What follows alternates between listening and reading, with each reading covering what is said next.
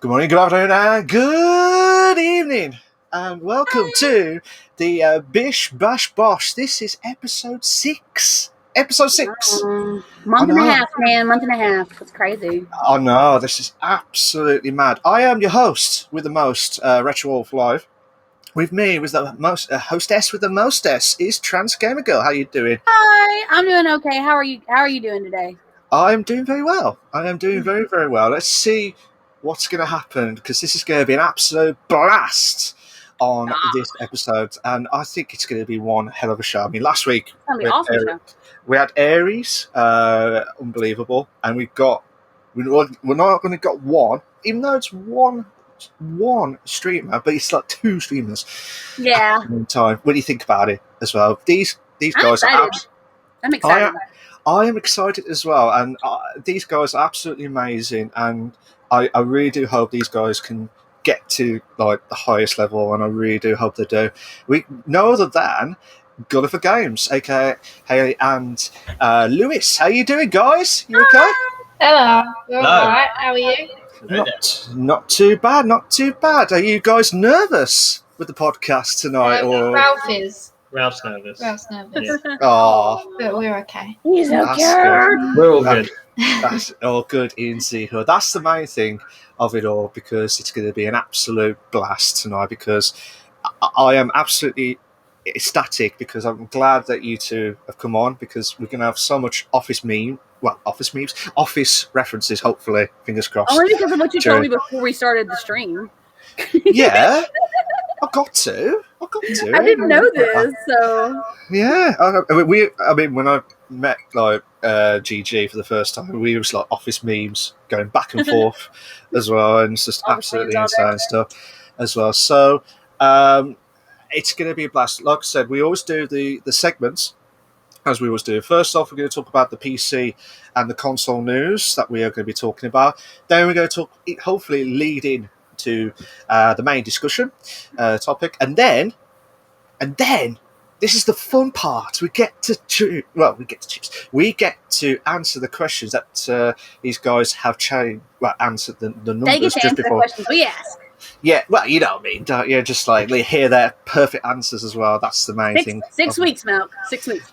You know me by now. I'm always off the ball every time, and yeah, it is boiling hot in the UK as well. So pouring sweat now. So guys, shall we get straight into the first segment? Shall we do that? Yeah. All good stuff. So, as you can see on the first segment, would be the PC console news. So, did you want me to go through some of it, Trans, or did you want to go through? However you want to split it up, it doesn't matter. I'm going to go to my page because I got to pull it to the second side so that I can see my chat in case people pop in. And I don't know, people are talking and there's echo. Yay, guys, sorry. Yeah. well, we're sorry for the technical difficulties here, guys. Sorry, guys. So, we're going to talk about. We mentioned about this in the past, but we're going to talk about Halo Infinite.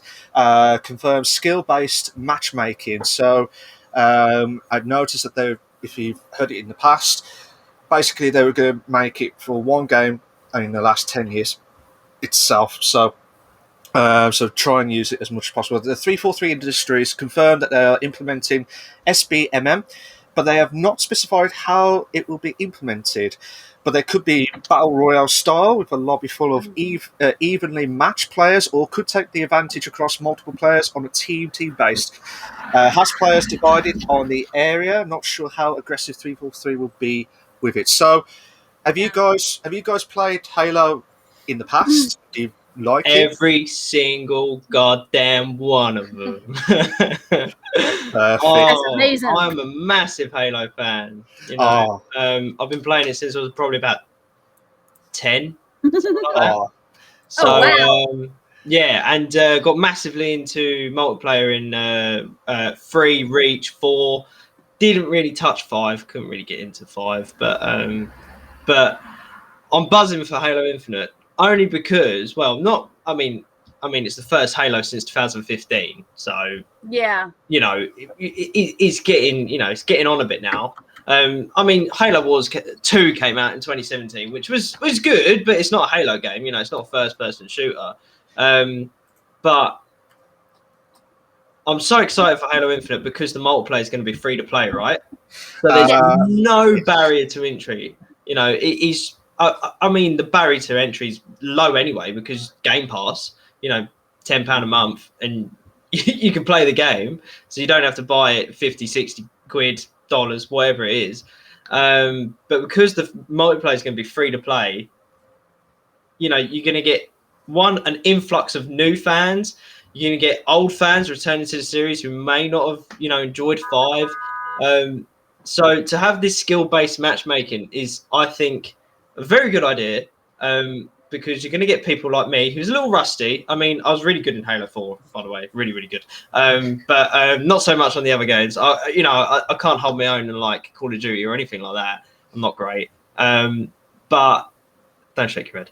Can't play Valorant either. No, you're good. I'm looking at something else. But because that barrier to entry is gone, you can literally just be like, play Halo with me, and there's no reason why not to, because it's free to play. And it doesn't matter if you're great at the game, if you're rusty at the game.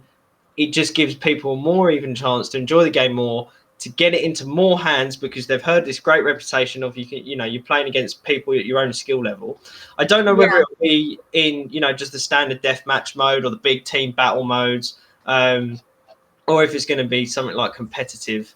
I'm not entirely sure how they're actually going to, put it in to Halo Infinite's multiplayer. I mean, the standard Halo multiplayer is your team battle, your big team battle, Slayer, and then King of the Hill, free for all. I mean, they're pretty much bog standard, right? Most first person shooters all have the same online multiplayer modes now, especially now the whole Rainbow Six, Valorant, that's all taking off. So I'm sure there'll probably be some similar mode at some point like that. But they've 343 have outright said they're not doing a battle royale mode.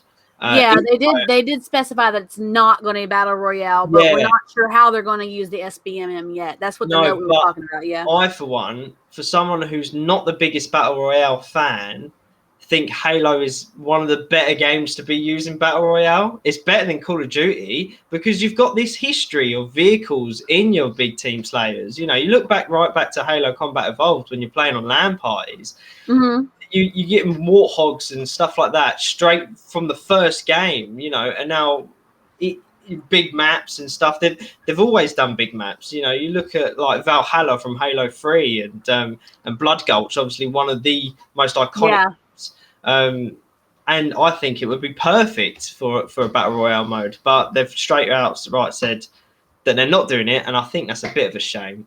Well, I'm thinking. Go ahead. Sorry. No, I was just saying. Overall, the skill-based, matchmaking or whatever it's called, I think is a great idea, because you're gonna get the die-hard fans, and you're gonna get such an influx of new fans, and then old fans. The old fans like me who are a little bit rusty, but they're probably a step above brand new fans. And then you're going to get people that are still playing Halo Master Chief Collection or Halo 5 every single day. So they're going to be like way up there. It's going to be a more even playing field regardless, because of this. There is no barrier to entry anymore. It's just everyone can play it straight off. But yeah, sorry, you carry on. No, you're good. You're good. Go ahead, man. You're fine. No, I was just saying that I think that the reason why they don't want to do a battle royale maybe is because they don't want to actually get wrapped up in the idea of a battle royale situation. Yeah. So since there are so many battle royales out there, instead of saying it's just another battle royale mode or whatever, that's probably why they're wanting to try and steer away from that type of mindset with the battle royale mode. And we've seen. I understand that. we've seen games like Battlefield try to implement it and fail quite outrightly. You know, I mean, Call of Duty done well. Apex is obviously from the Titanfall devs, but they've made it completely separate. I think if it's going to come to Halo, it will be a year down the line, possibly. Mm-hmm. You know, but regardless, I'm happy for Halo to be back. What's it? We've had a lot of updates on Halo Infinite since E3, so we've gone back to it. You know, how many times now? Because it's like the third time, something like that. It's like the trilogy.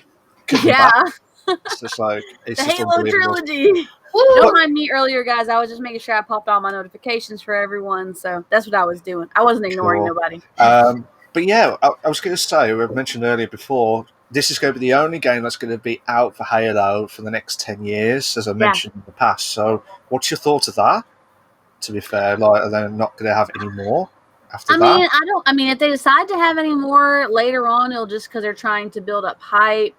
It may be something similar to kind of what the Elder Scrolls did with Bethesda did with Elder Scrolls. They're like, oh, after Skyrim, there's no more Skyrim, no more Elder Scrolls coming out. Not at all. It's going to be online. That's the last thing we're doing. And I think online came before. Did online come before Skyrim? I can't remember. But so and it could be and when a company does that, it tends to build up hype for that particular franchise. Yeah. So if they decide at some point, say, oh, you know, the fans really want us to do another Halo. You know, it's been 15 years since we did Infinite. You know, they're going to know there's going to be the hype there for it. You know what I mean? So it's going to really build like a big want for it. And it's almost a supply and demand thing. You know, that's how I take it, at least. Absolutely. I mean, what you guys got of that? Personally, with the 10-year thing, I think you're right in that if the fans demand it, they will make another game. I think personally they'll probably do something like a Halo 3 ODST, they bring out a new single player campaign short story every couple of years for the next 10 years. I mean, it's been 6 years since Halo 5. Halo 5 is still being updated today, you know, so the multiplayer aspect of it, and they're separate now, right? So you got Halo Infinite, you pay money for, and your Halo multiplayer is free to play. The multiplayer is just going to be updated nonetheless, right? It's always going to be live. It's always going to be updated for the next 10 years. They've said with the season pass, once you buy a season pass, you can still continue to work on that once the season has changed. Yeah, which is great. Right, for players. We talked about that. Yeah, so they've already announced that. Like I said, with these, you know, single player campaigns quite important to Halo. I listened to a podcast quite a while ago, and they said, you know, Call of Duty fans used to come to Call of Duty for the multiplayer, but there's a single player, you know, attached to it. If you want it. Yeah.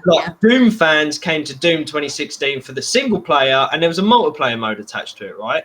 Whereas with Halo, it's a bit more, you're coming to it for both. You know, Halo fans, they like both. They like the single player, the story, but they also really enjoy the multiplayer. I look like I'm juggling melons here. But it's okay. I talk in my hands too, so it's all good. But so I think obviously the single player is going to be where Halo Infinite live or dies, regardless. If the single player is great, they'll update it in a year, 2 years, 3 years. They'll give a little DLC or something. Whereas with you know, if the single player is not so great and it's not really well received, they'll ditch that and they'll just support the multiplayer. Obviously, you know, there's things like Firefight, which is like a horde mode, which I don't know if they'll have it from day one or if they'll update it later on. You know, they can always update to a new multiplayer mode. But with the single player aspect of it, hoping it's good, and I hope they support it with a DLC in a year, 2 years, something like that. I hope so, anyway, because I just don't want it to be like, what's the word I'm after? Like, Halo's been, as you said, amazing, and it always has been amazing. I don't want it to drop down, how should I put it? Like the expectations, and you expect it to be going well, and then all of a sudden, oh, damn it, Do you know what I mean? And like it was with 5. Yeah. So you don't want it to like you want more, but at the same time, do you think they've overdone it sometimes? I mean, what's your thoughts? Like, did you feel like Halo should be stopped after this, or do you feel like they could do more? But is that going to damage their reputation? They can always, it's a franchise at the end of the day. To keep the franchise alive, you need to keep implementing on it and keep it in the public's eye. At the end of the day, we've seen things like Disney, right? Disney's been a franchise since the 1930s, 40s, or wherever it is. The only reason it's been successful for that long is because they keep re-innovating and reinventing these characters. So when something new comes along, like Star Wars, right, with the sequel trilogy, the fans were outraged. Yeah. But kids love it. So it's been reinvented, redirected at new children, and guess what? It made $1 billion. So like, it obviously works, doesn't it? So it's the same thing with Halo. Keep bringing stuff out for it, and it will keep, and the fans will just eat it up, whether it's good or bad. They'll still purchase it or Game Pass download it, like I would, and they'll still play it.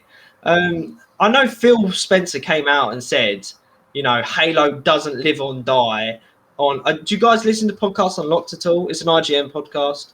I have not. No, so it's Xbox centric, right? It's an IGN podcast. It's Xbox centric, and they had Phil Spencer on recently, head of Xbox, and they asked him, does Halo Infinite determine whether Halo can, whether Halo live or dies?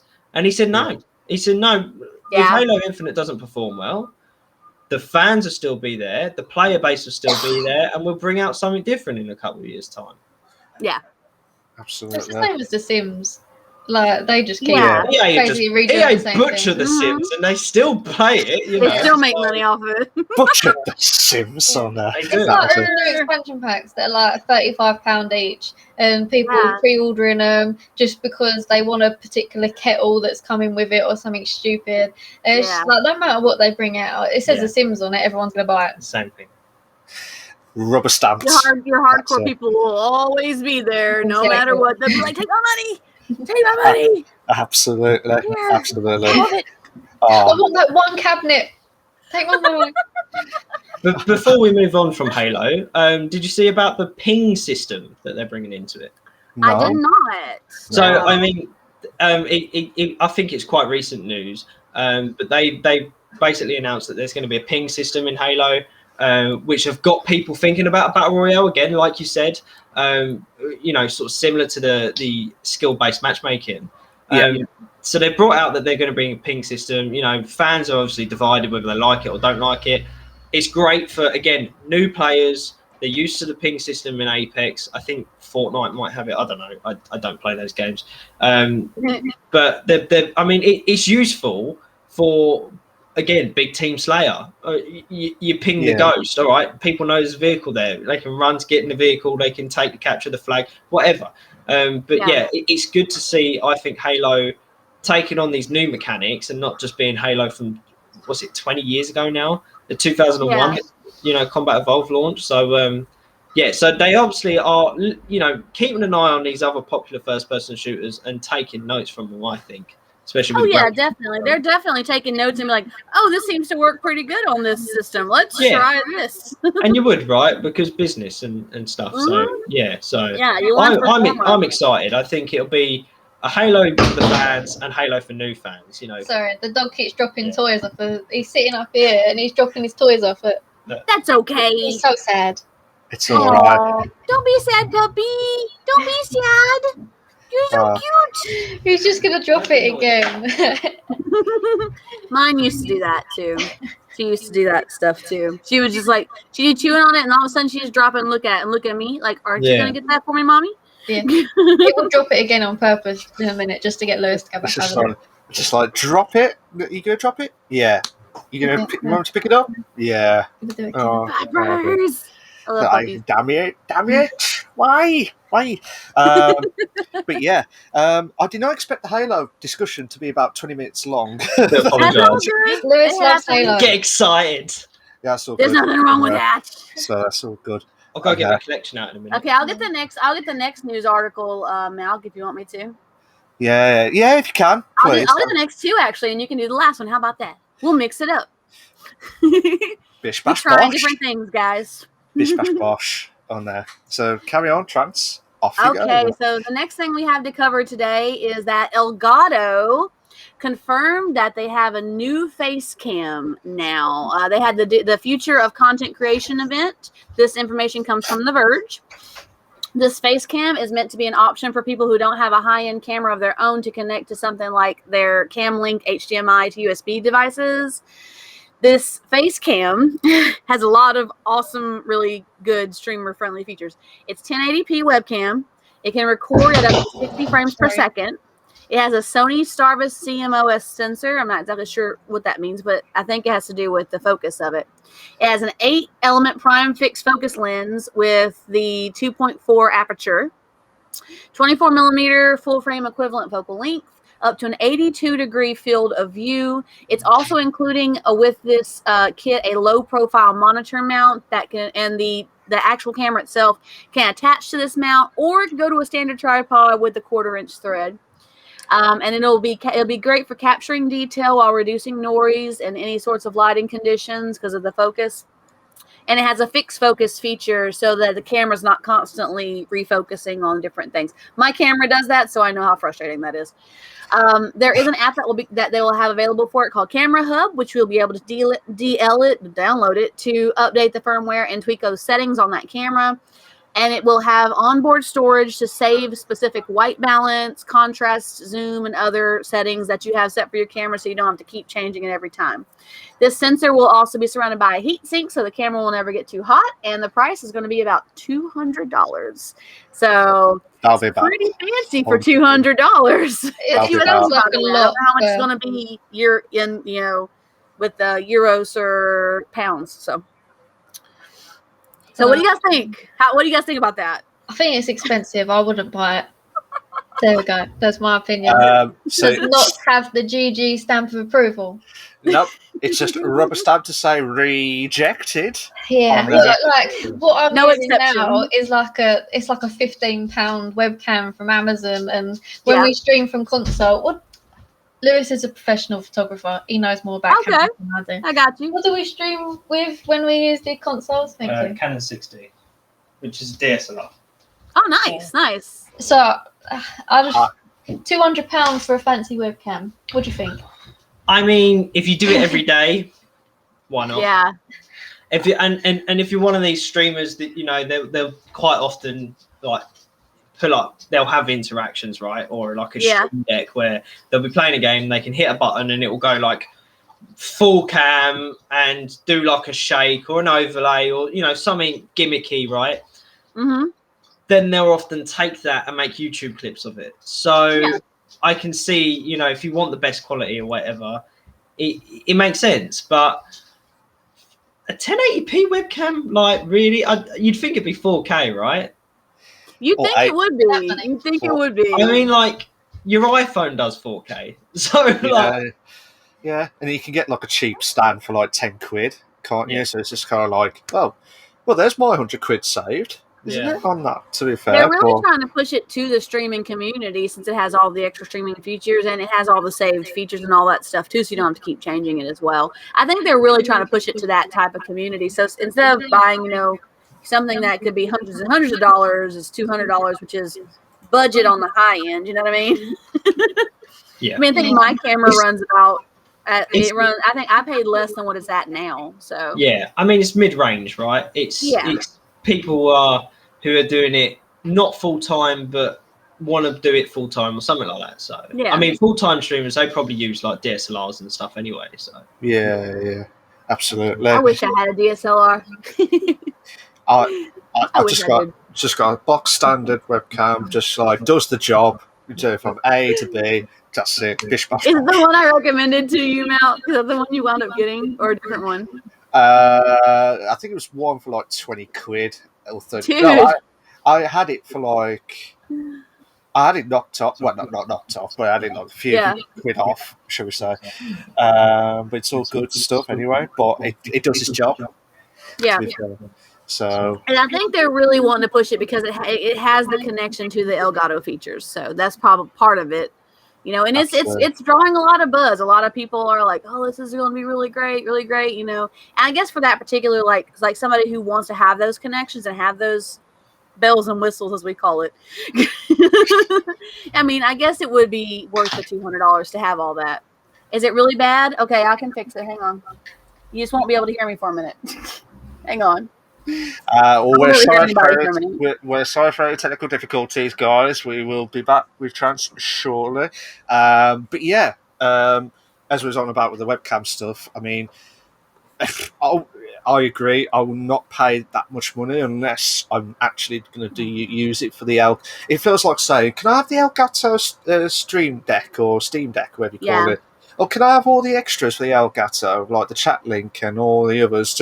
Let's have a collection. It's like the Pops, the Pop collections and all the other stuff as well. So it's just like Elgato collection."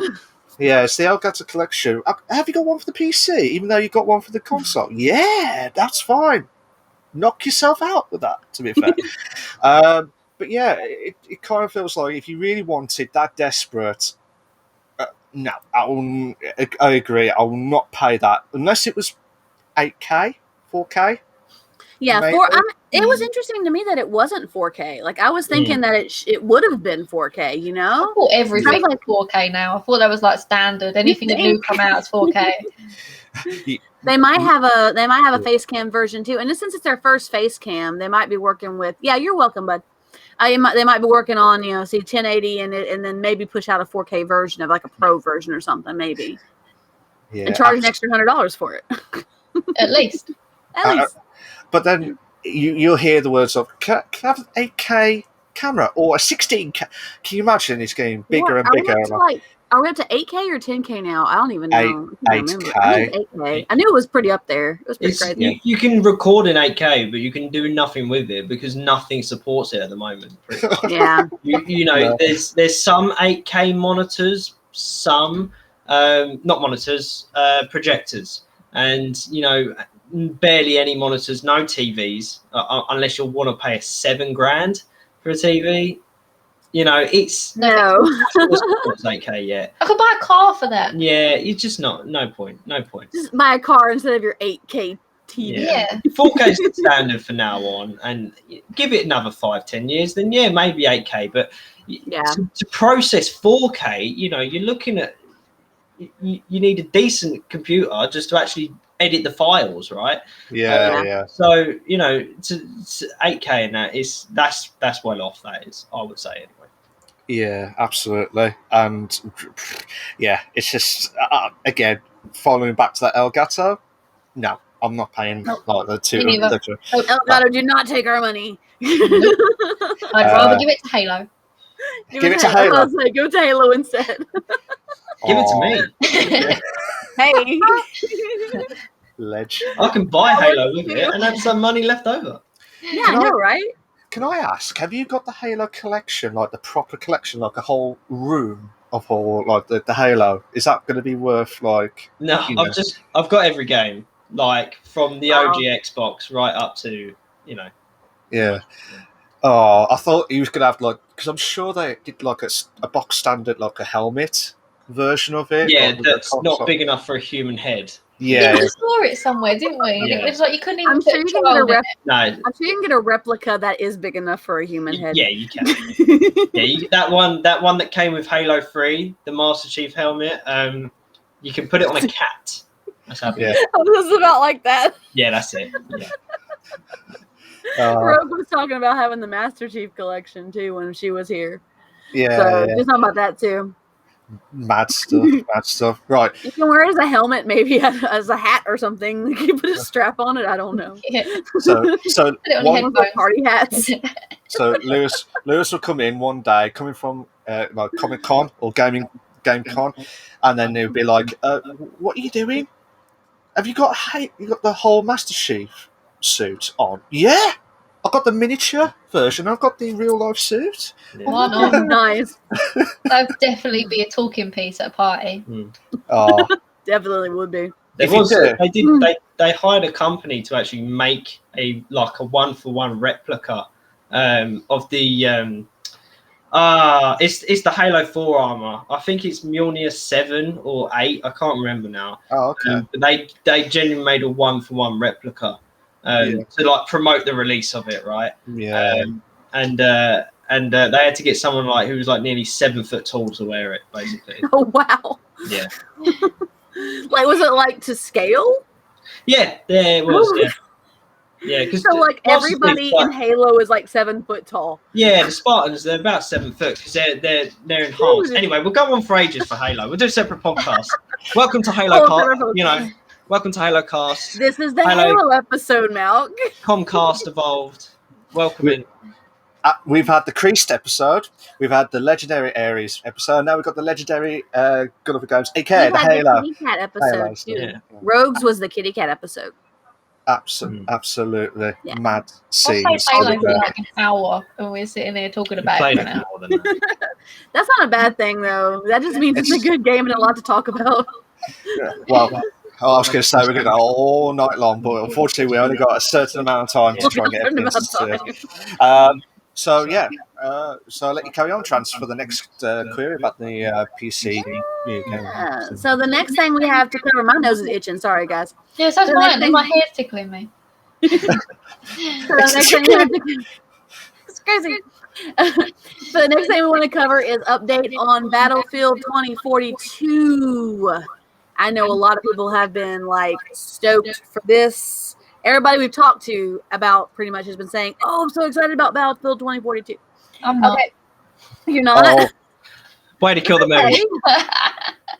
I haven't played the Battlefield series either, so I don't. I mean, I understand why they're excited about it, but I know it's a big thing. I have played some of the Battlefield series, and I can understand why, because it's just the biggest maps, the biggest freaking everything to be on Battlefield. Well, you're gonna like one of the updates in this because it's going to be a little bit. It's going to be adding to the comments you just made about the maps. So everything we know so far, and this information came from PC Gamer, and this is pretty much a list of everything that PC Gamer was talking about in that article. At the end of the article, I realized they had bullet points, and I'm like, man, I should just copy those. But so it's going to be a near future Earth setting, but that's not going to be the big news. The mercs are going to be stateless mercs fighting for superpowers. But the big news, the first thing that was big on this article was that the player count is doubling to 128. They're not using a class system. They're going to do specialists instead, and there'll be a different way of organizing your skills and stuff. The conquest and breakthrough modes are going to be in this game, but there are also 2 mystery modes that are not announced yet, and DICE has not explained, but they did say they're not going to be a battle royale as well. So DICE isn't going to be a battle royale either. They are releasing on 10/22/21, so just in a few months. We get to look forward to that for PC, and that will be on Origin, the Origin Store, the Steam Store, and Epic Games Store. PS5 and Xbox Series X and S will also get a copy of this. There will be cross-play support, and there is also cross-progression, and both of these are in the works right now, which is something that a lot of people are stoked about. Older PS4 and Xbox consoles will also have access to the release, but will not support the 128-player matches or the cross-player with PC or the newer consoles. So if you got a PS5 friend and you got a PS4, too bad, you can't play with your PS5 friend. Gadgets that we know of right now for the specialist include grappling hooks, a health or revive gun, auto turret, movement sensor, and the wingsuit. A lot of those we saw in the trailer. So that was a big thing. There will not be a single-player option in this particular game.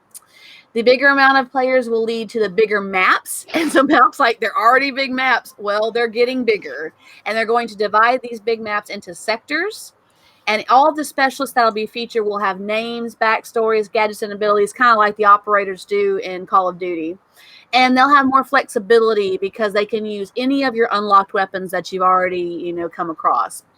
10 of them will be available at launch, and they will add an additional 4, 1 per season next year. So it'll be 14 total available specialists within the year. And the new usage of the guns will allow you to swap the attachments on the fly and pair the attachments to any gun. The loadout for each one of the people coming in will be primary equipment, like your whatever equipment you're using, your secondary and a throwable, like grappling hook or whatever for your equipment. So like maybe a big gun, a grappling hook, a small gun, and throwing knife. So you'll have all that in your loadout for each character. So what do you guys think about all that? How do you feel about that? How's that come across for you guys? Just before we discuss it as a whole, I just wanted to mention that, did you see that EA have announced that they're more interested in like sort of developing cloud tech to go in hand with Battlefield? No, I did not see that. If you've not really heard what cloud tech gaming is basically you'd be playing a game online, but instead of it running on your console, it'll be running on the cloud, and then you are just downloading bits at a time, right? So what they're trying to do is introduce this cloud technology into Battlefield. I don't even know if it is necessarily Battlefield, but they've spoken about it this week, so that you get more destruction basically. So in Battlefield 4 you had levolutions, right? So a skyscraper would fall down, or a tsunami would hit, and half the map would now be underwater. So they're trying to implement that on an even bigger scale, where not one skyscraper can fall down, all of them can, and stuff like that. Wow. And so that I think it's very early stages on, so I don't think this is going to be implemented day one. I think it maybe comes in an update or something. IGN has an article on that. I just looked it up while you were talking about it, and it said, asked if cloud, this is actually a quote from the article on IGN. It says, asked if cloud computing might impact Battlefield 2042 due later this year. Gabrielson smiled and said, no comment. Oh, well, who knows? I think it would actually implement better in something like Titanfall. Like, could you imagine just running in your Titan and just knocking down buildings and stuff, and there's no lag because it's all the power behind it is up in the cloud. It's not down on your console. So something like that. But also, just before again we discuss Battlefield 2042. So Dice LA, have you been following this sort of news story with them? I've kind of been looking at the cars that I come across. I came across this just, I think it was yesterday or the day before, for the updates about Battlefield that I found on PC Gamer. Yeah. The updates have kind of been popping in and out, so there's some news bits that I haven't caught and some bits that I have caught. So if there's something I'm missing, it's usually because I didn't get that news card this week. It's nothing major. It's just, so Dice LA is obviously used to be a subsidiary of Dice. Obviously, they're all owned by EA, so they're all under the same banner anyway. But Vince Zampella, the guy behind Respawn Entertainment, who made Titanfall, who originally made the Call of Duty Modern Warfare, like the first one, and also made the very first Medal of Honor. So he started in that series, left that, made Call of Duty Modern Warfare 1, 2, and part of 3, left that, made Respawn, done Titanfall 1, 2, and Jedi Fallen Order, and Apex, of course. He is now managing this studio. So, so Dice LA have been renamed to Ripple Effect Games or something. I don't know. It's been renamed to Ripple Effect something. Are they still under the EA umbrella, or are they their own thing now? Yeah. So it's all owned by EA. Respawn are owned by EA as well. So they are developing one of the game modes for this that hasn't been announced yet. So I just wanted to ask you guys, what do you think that game mode could possibly be? Because it's quite a talented studio, it's got a big name behind it. Okay, well, they got the Conquest and the Breakthrough. That they're guaranteed is definitely going to be in the series. That's for Battlefield sure. bread and butter. Yeah, that's just Battlefield in general. I don't know. That's a good question. I mean, I'm thinking of different game modes that there might be. I mean, there's a million that Modern Warfare multi has implemented now, so it could be something like that. Either I think they'll or something try like and that. do something completely new. But you think so? I mean, at this point, what new game modes can you bring out? Like, I know, right? Done. Did we do Battle Royale No. They're not doing battle royale. They're also not doing battle royale. They're like, no battle royale.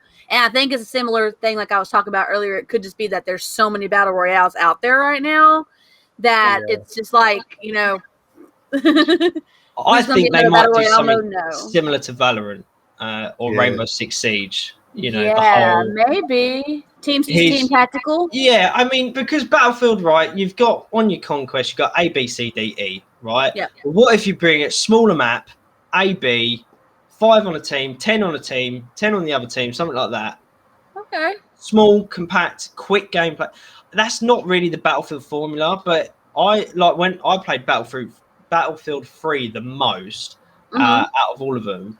I preferred the smaller maps, the sort of quick time to kill and stuff like that. Because with the large maps, you just get sniped. You just walk in, you mind your own business, you're eating an ice cream, boom, snipe to the head. Eating ice cream, I like it. I have cake. Bloody hot in the UK. So I have cake this week. I have cake. Yeah. You have cake. I had cake. Remember I was talking about cake and ice cream the other week? I have cake. I'm sorry. There you go. I get excited about cake. But we're sorry for any technical difficulties again because Trans has mentioned about cake, so that would be I wanted cake so bad a couple weeks ago. I got cake now. I forgot all about it. I was craving it last week because I was talking about lemon cake. Yeah. Yeah. And you were last week. I have cake this week. I should go get it. While Trans gets the cake, we're going to talk about the more epic of the Battlefield itself. So sorry, guys. But yeah, it's all good. It's all good. Don't worry.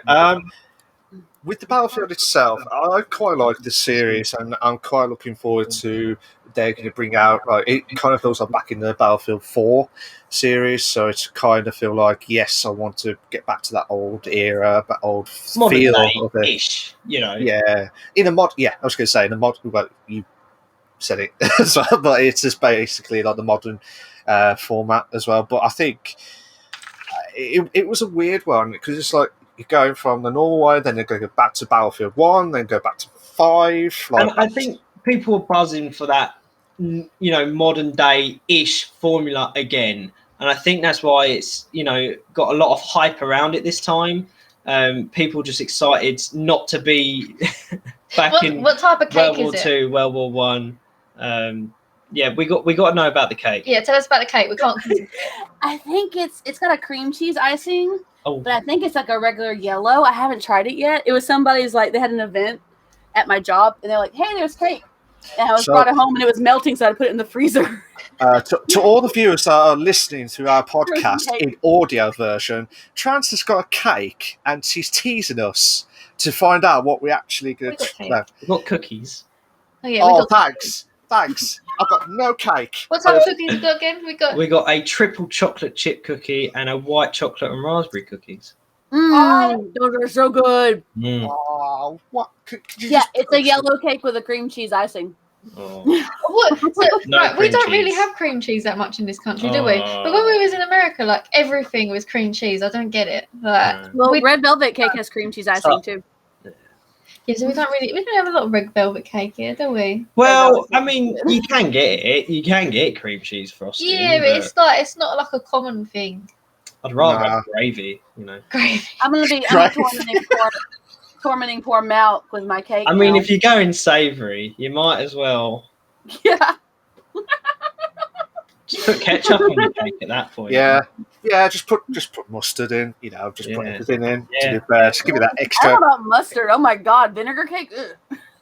That is weird. Yeah, I'm glad you enjoyed the cake for all of us' sakes on there. I will eat the cake for everybody. Yeah. Aries has ice cream. Aries. Aries. Thanks. We've got ice cream in the freezer. So, hello, Aries. Hello, little trapper. How you doing? Aries says, Lewis knows so much about games. I know nothing. Oh my god. And Aries says, yes. It's all I listen to. Lemon Cake was such a good game. I finished it now, but if anybody wants to play it, I recommend playing it. It's really good. You were talking about it and it sounded cool last week. Yeah, it's so good. it watched one of the streams, and it looks amazing how they've done it. If you're good at time management games, it's really good. But if you've got no coordination, don't bother.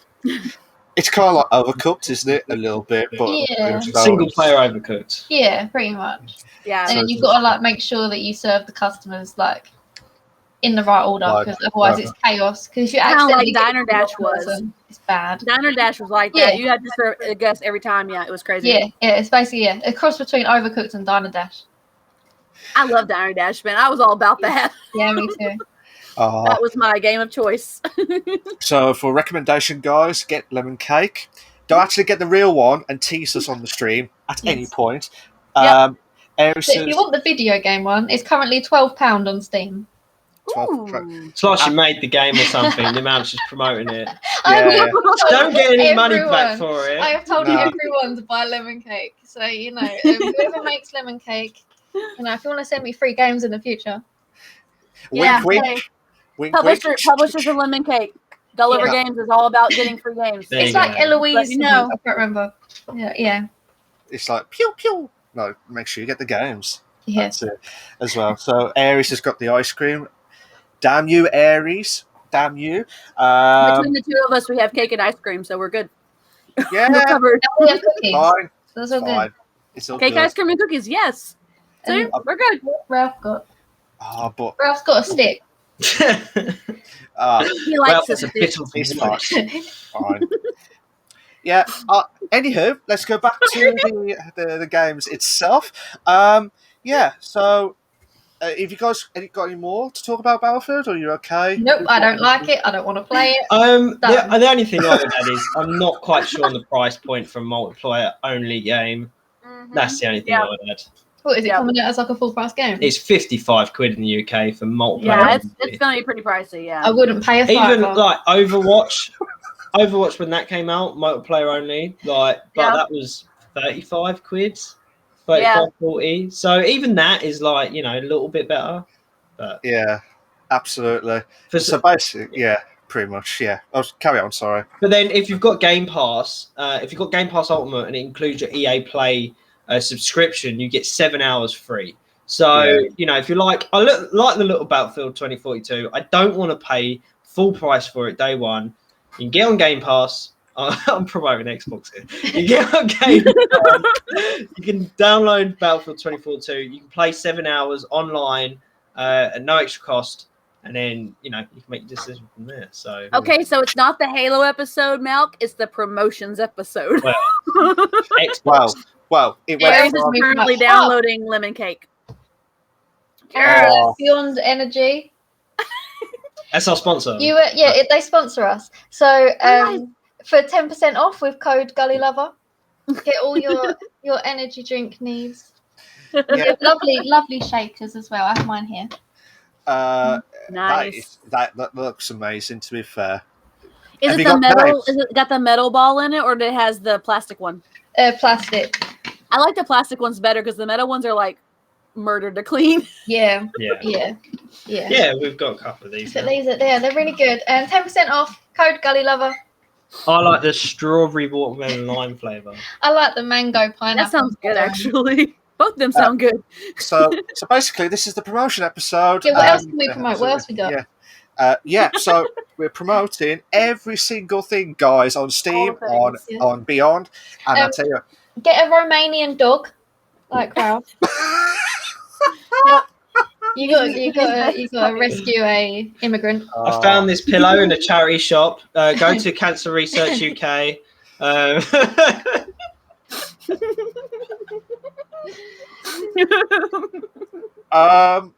think Milk.exe has stopped working. So I got told off by Trans not promote anything. This was in episode 1 or 2, as it was. Now we are promoting every single thing. To be fair, no. The reason why I said that. Let me finish. Let me focus on it. No. let's go straight to the next one on here. The reason why I said that is because we had no affiliations. They actually have an affiliation with those companies they are promoting. Right. If I had an affiliation, I would be affiliate. I would have promoted an affiliation. Oh, I got Goya. He's been posting some in my chat. Let me see what he said. Anywho, let me go over Goya's comments real quick so we don't we can go miss him out. He said, "Num num ice cream. I baked a cake like 2 weeks ago. Lol, made a strawberry cake with fresh strawberry drizzle, and cream cheese frosting. See, cream cheese again. It's a thing. I think it's an American thing. Could be an American thing. Yeah. Ice cream cakes are American too, right? Yeah. Yeah, so we don't get them I've in the UK. never had an ice cream cake. No. Also put a kidney on it, made it out of fresh frosting and food coloring, so it was like a body themed cake. So what is an ice cream cake? It was made for my friend who had a kidney transplant. Oh. Ice cream cake is like ice cream with like a cookie crust and buttercream frosting. Yeah, so you have like icing over the top of it as well, right? That does sound good. I mean, sometimes they have like the actual like a sponge or something, like a piece of cake, sponge cake type of thing in it. Yeah. But usually it's mostly icing with like cookies. So then you eat that and you get diabetes, right? Probably. It's a lot of sugar. You can eat straight buttercream icing, and it is like, wow. Yeah, it's crazy rich. That's absolutely mad, and I really want cake now. To be fair, Goya also goes 30 to 40 USD. I think should be the max for multiplayer only AAA games. He must be talking about Battlefield. 100%.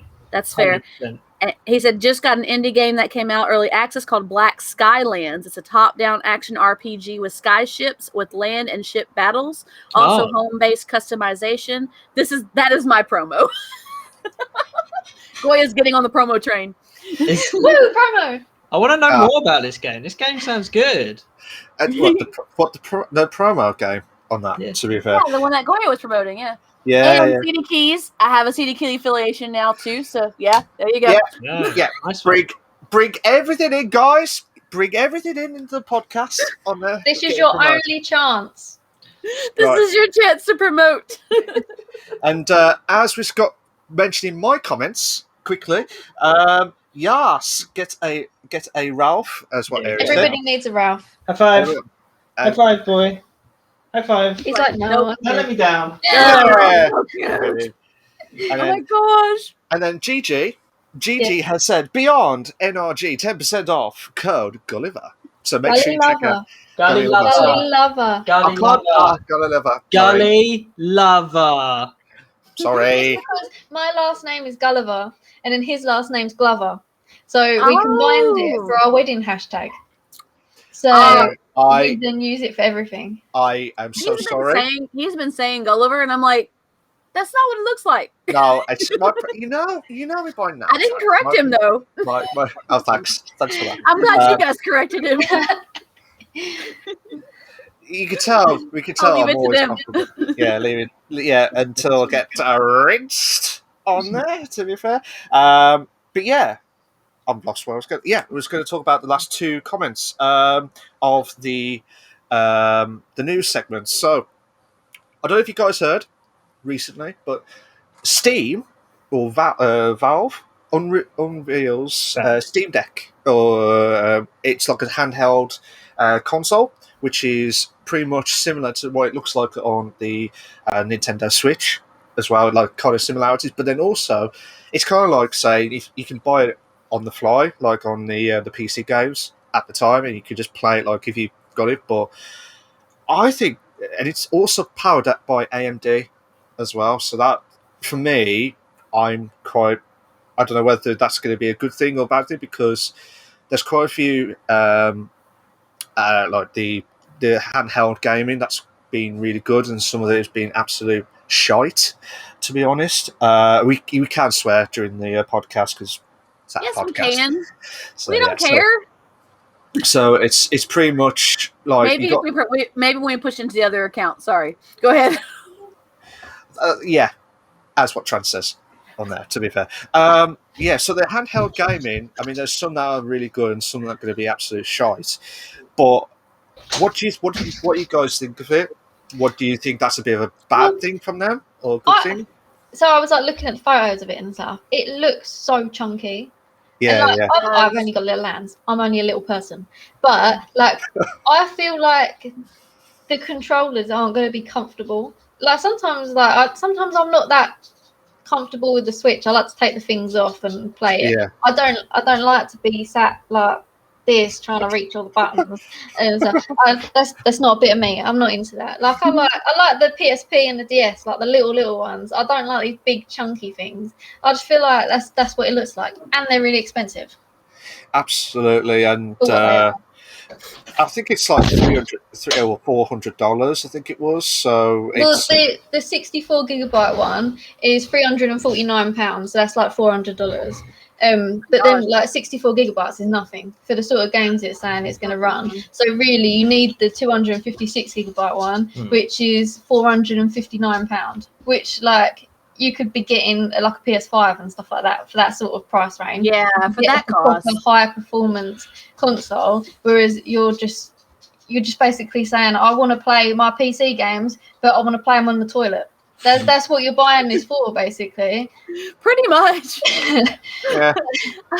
I mean, I was kind of thinking the same thing. for me, the thing that concerned me is the design of it. The fact that the buttons, you know, they're all at the top here, right? So this is obviously. So the buttons all look like they're up here. So when like it looked like when you're holding it like this.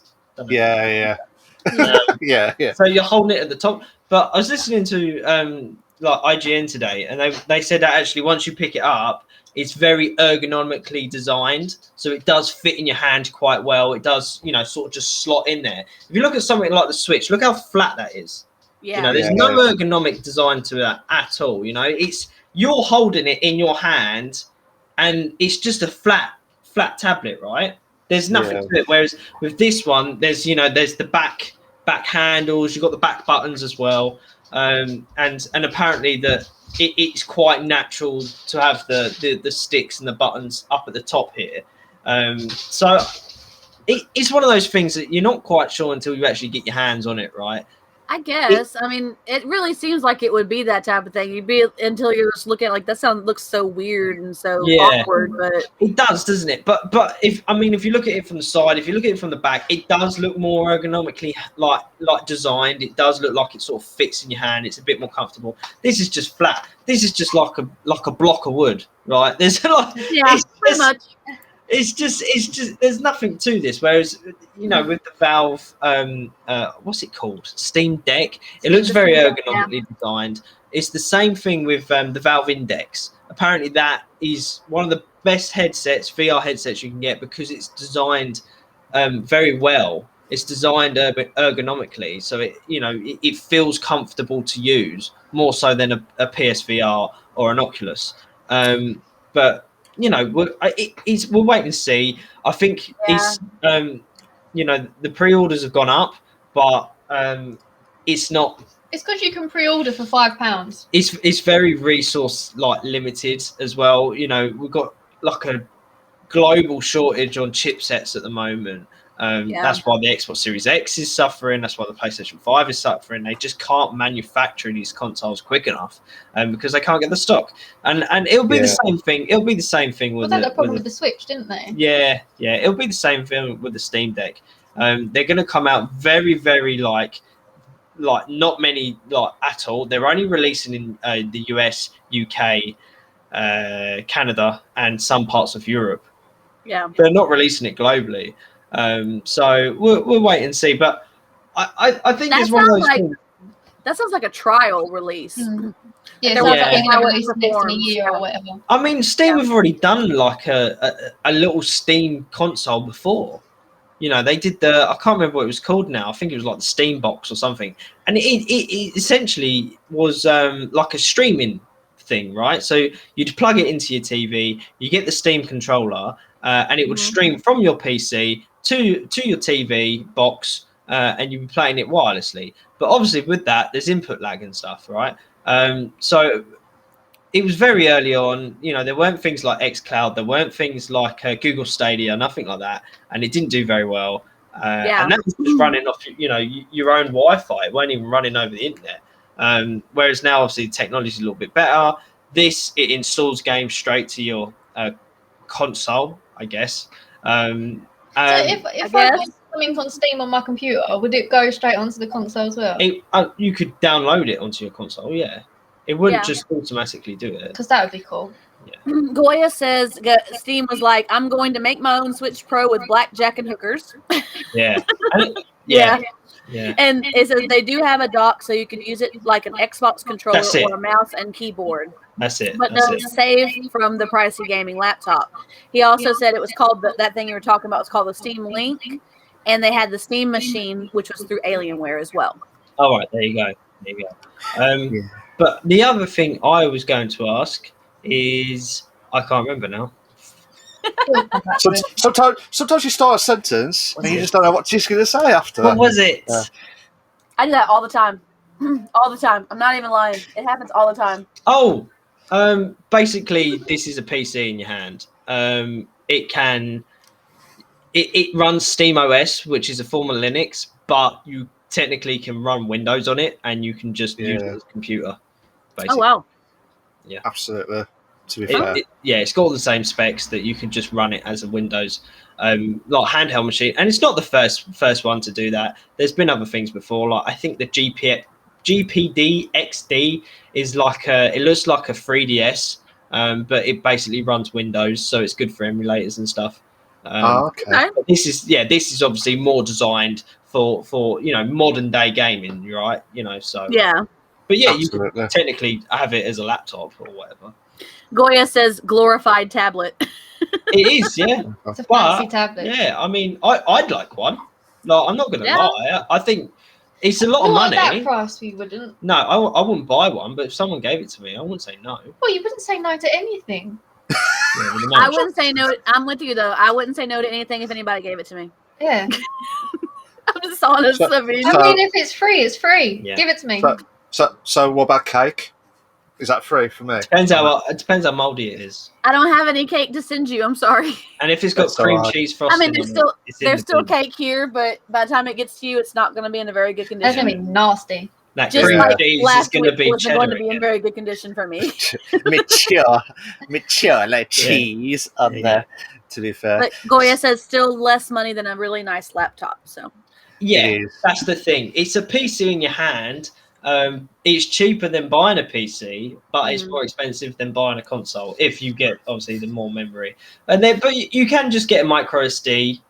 So you could get the really cheap option, the chip like the 64 gigabyte, and then just get I think the Switch pretty much 500 gigabyte micro SD. So yeah, absolutely. And I think it just depends on if there's going to be a lot of intake as well, and I'm with everyone going on to getting to the gaming PCs, the real life gaming PCs, is that going to affect the Steam itself? Why would you for me?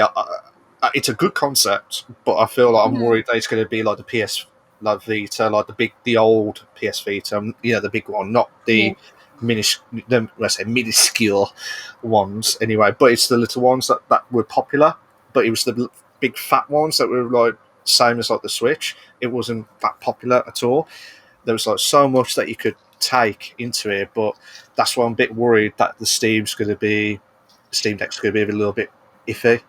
Also, it kind of looks like a Sega Game Gear. Just it does. That reminded me of a Sega Game Gear. It did. I saw the pictures. Whoa. I wonder if it's powered by 6 AA batteries. Can you imagine? I don't know if you remember, they had the TV adapter add-on afterwards, so I just remembered. Yeah, they had the TV adapter. It's like the Game Boys used to have the adapter for the printer. Yeah. Oh my god, yeah. Can I have my photo taken? Yeah. What does it look like? It's just and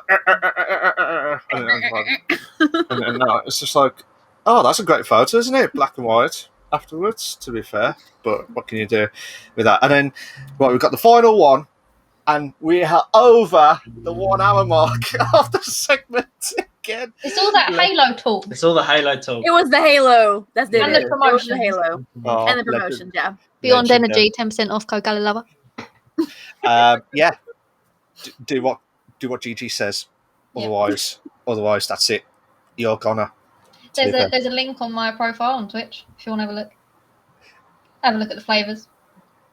Go now. That watermelon sounded pretty good. And the mango pineapple, both of them sounded good. Hello, Shani. How you doing? Hope you're going well. Hi, Shani. Goya had a couple more comments. He said, I liked the Vita and I was kind of sad it didn't do well. And GBA player for the GameCube and Game Boy for the SNES. Yeah. Oh, it's just legendary stuff. I've got one more to talk about handheld again, but it's a different one. But the reason why I put this up is because the amount of it is just absolutely shocking. It's like $1,000 for a handheld game called GPD WinMax 2021 handheld gaming PC. It goes up for pre-order on the July the 29th, but the amount of that amount, I couldn't say which, the amount of that was just, it's like 3 times just buying a Steam deck. Yeah. As well. That's for your hardcore audience, right? Yeah, absolutely. And it's just the reason why I brought it up is just because it's just absolutely, it's just ludicrous. I think that's pretty ludicrous.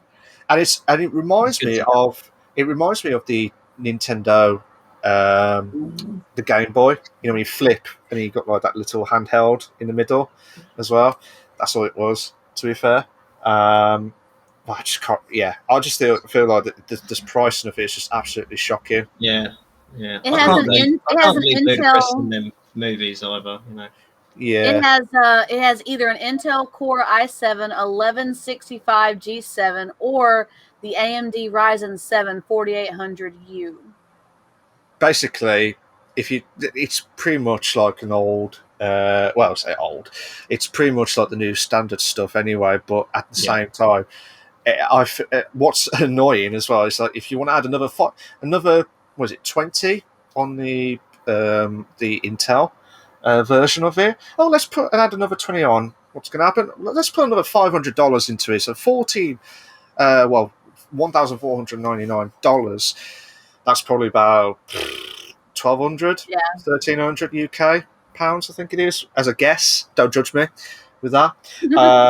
But yeah, I feel like the handheld gaming, I really do hope they don't don't want to ruin it or anything. But that pricing, I feel like I just want to buy a gaming PC at that price. Yeah, seriously. But that might change when we go into our discussion. We'll see about that. Yeah. I mean, again, it's for the hardcore. I think also this is probably aimed more towards like developers of handheld games. They can, GPD WinMax. It's by GPD. It just runs Windows. So say like a game developer is developing something for the Switch or something for this new Steam Deck. They're going to buy this because they can literally develop the game on a handheld and test it like that. So it's going to be for people like that, right? It's a very niche market, but it's for the best of the best, and you're going to pay the price for it, aren't you? Absolutely. Well, it's saying in the article that you have linked there, Malk, from Lilla Pudding, it says that they're competing with the Steam Deck. And the Steam Deck has a cheaper price tag, but it has a more powerful graphics processor, and it's backed by one of the biggest names in gaming. So they're competing against that, trying to, go with that too. So, I mean, it doesn't have a lot of it has the keyboard and the mouse and all that stuff, but it also has like the game controls at the top. So I don't know. It feels like it's kind of a, keeping up with the Johnsons type situation. You know what I mean? Like, Steam Deck's doing this, and we want to make sure you can actually have a keyboard and also play your games and also have a processor and all this and that and the other. So, I mean, I don't know. I mean, they may be trying to find the next Switch or Vita since Vita died out. They might be trying to replace that, fill that niche. I don't know. It's one of those things. I think it's just. They're trying to compete and trying to get the best of it all, but I feel like it's a bit steep, shall we say, for a handheld console itself again. But I might as well just get three Steam decks for that amount of price. And I'm just like, yeah, you want to play it? Yeah, that's fine. Do you want it with your friends? Yeah, go on. What about this, the GPD one? Do you want one? Can we get 3? No, mate. It's going to cost you a bomb. 3K. Yeah, 3K, mate. What can you do with that? Goya said, the GBA SP thing on the NDS. We were talking about the stuff in the past. And he says, I'm sure Valve can take a loss more easily than some companies. So fair dues. I mean, Xbox, I think PlayStation, they make their consoles at a loss just to get it in people's homes. And then they make money off the games, and it's the same with Steam. Steam make money Valve make money off Steam, right? They want to get you this machine to get it in your hand, to then be buying games off of Steam, which they take a 15% cut, I think, off every game. I think so. I think it is. I think it is. If you get this machine and then you spend like £1,000 on games over the process of a year or something like that, there you go, 15% cut all to them. So and that's just software. That don't cost them a lot, does it? It's the main. So software usually doesn't. No, you're right. Absolutely. But that is a pretty ridiculous price tag on that. I kind of see why they're doing it though.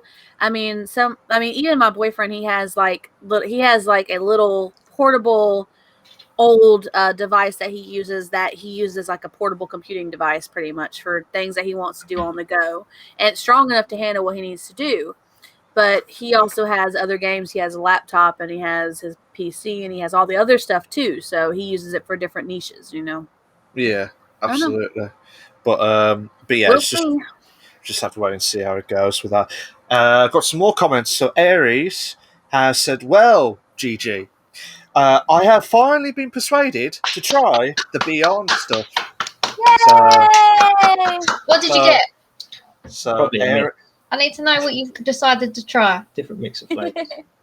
So we'll find out from Aries what flavour. And what colour bottle you went for, because they're so pretty. Oh. Now I'm tempted to get one. Now, yeah, do it. Get 3.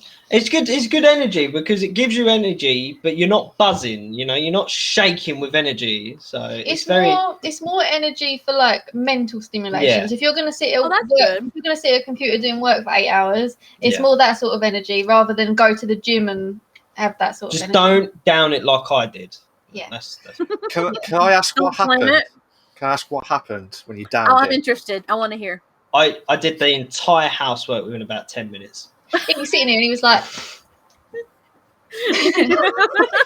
But it's not designed to be downed, right? I was just like, oh, this is really nice. Drink. The people that make it said you should drink it over sort of like a 20-minute, half-hour time period rather than as a shot. I used it at work today, took it to work with me today while I'm out on the road and stuff. It's brilliant to have in the car because we'll stop, we'll work for like 2 to 3 hours, and then we'll get back in the car, drink a little bit. That was perfect. I think Malk still has that mental image as you were just doing. I was doing the hoovering at the same time. I was doing the washing up, and then I was washing the dog with my foot at the same time.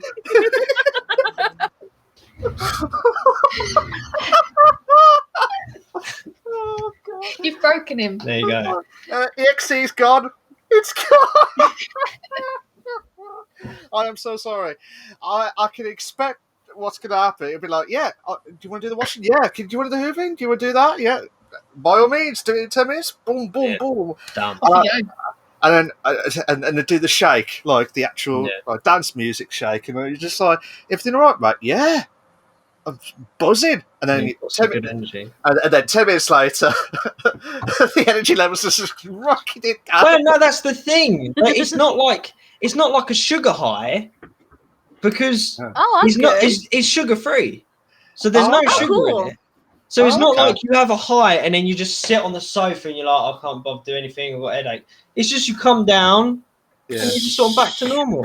It's full of like nootropics and vitamins and stuff rather than sugar. It's banging. That's good. That's good. I tell you what, I'm tempted now. Aries got the Discovery pack and the blue bottle. Yay, blue bottle.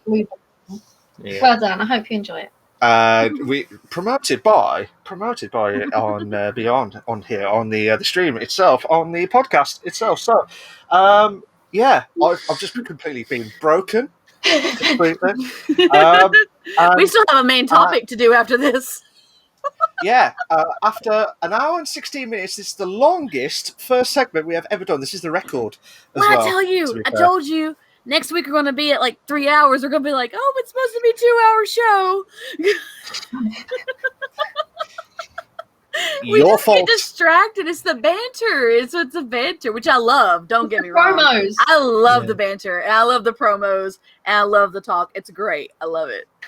Absolutely. To be fair.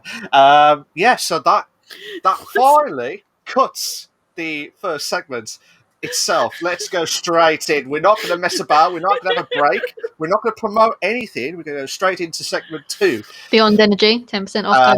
Yeah, I knew that was going to happen. I knew that was going to happen with that. But make sure you check out the could you say that again, please, Gigi? Sorry. Beyond Energy. Beyond Energy. 10% off. Yeah. Code Valley Lover. Yep. Thank you. Thank you. You can stop promoting crutches. Goya started singing Blue by Eiffel 65. You'll get 2 of these for free.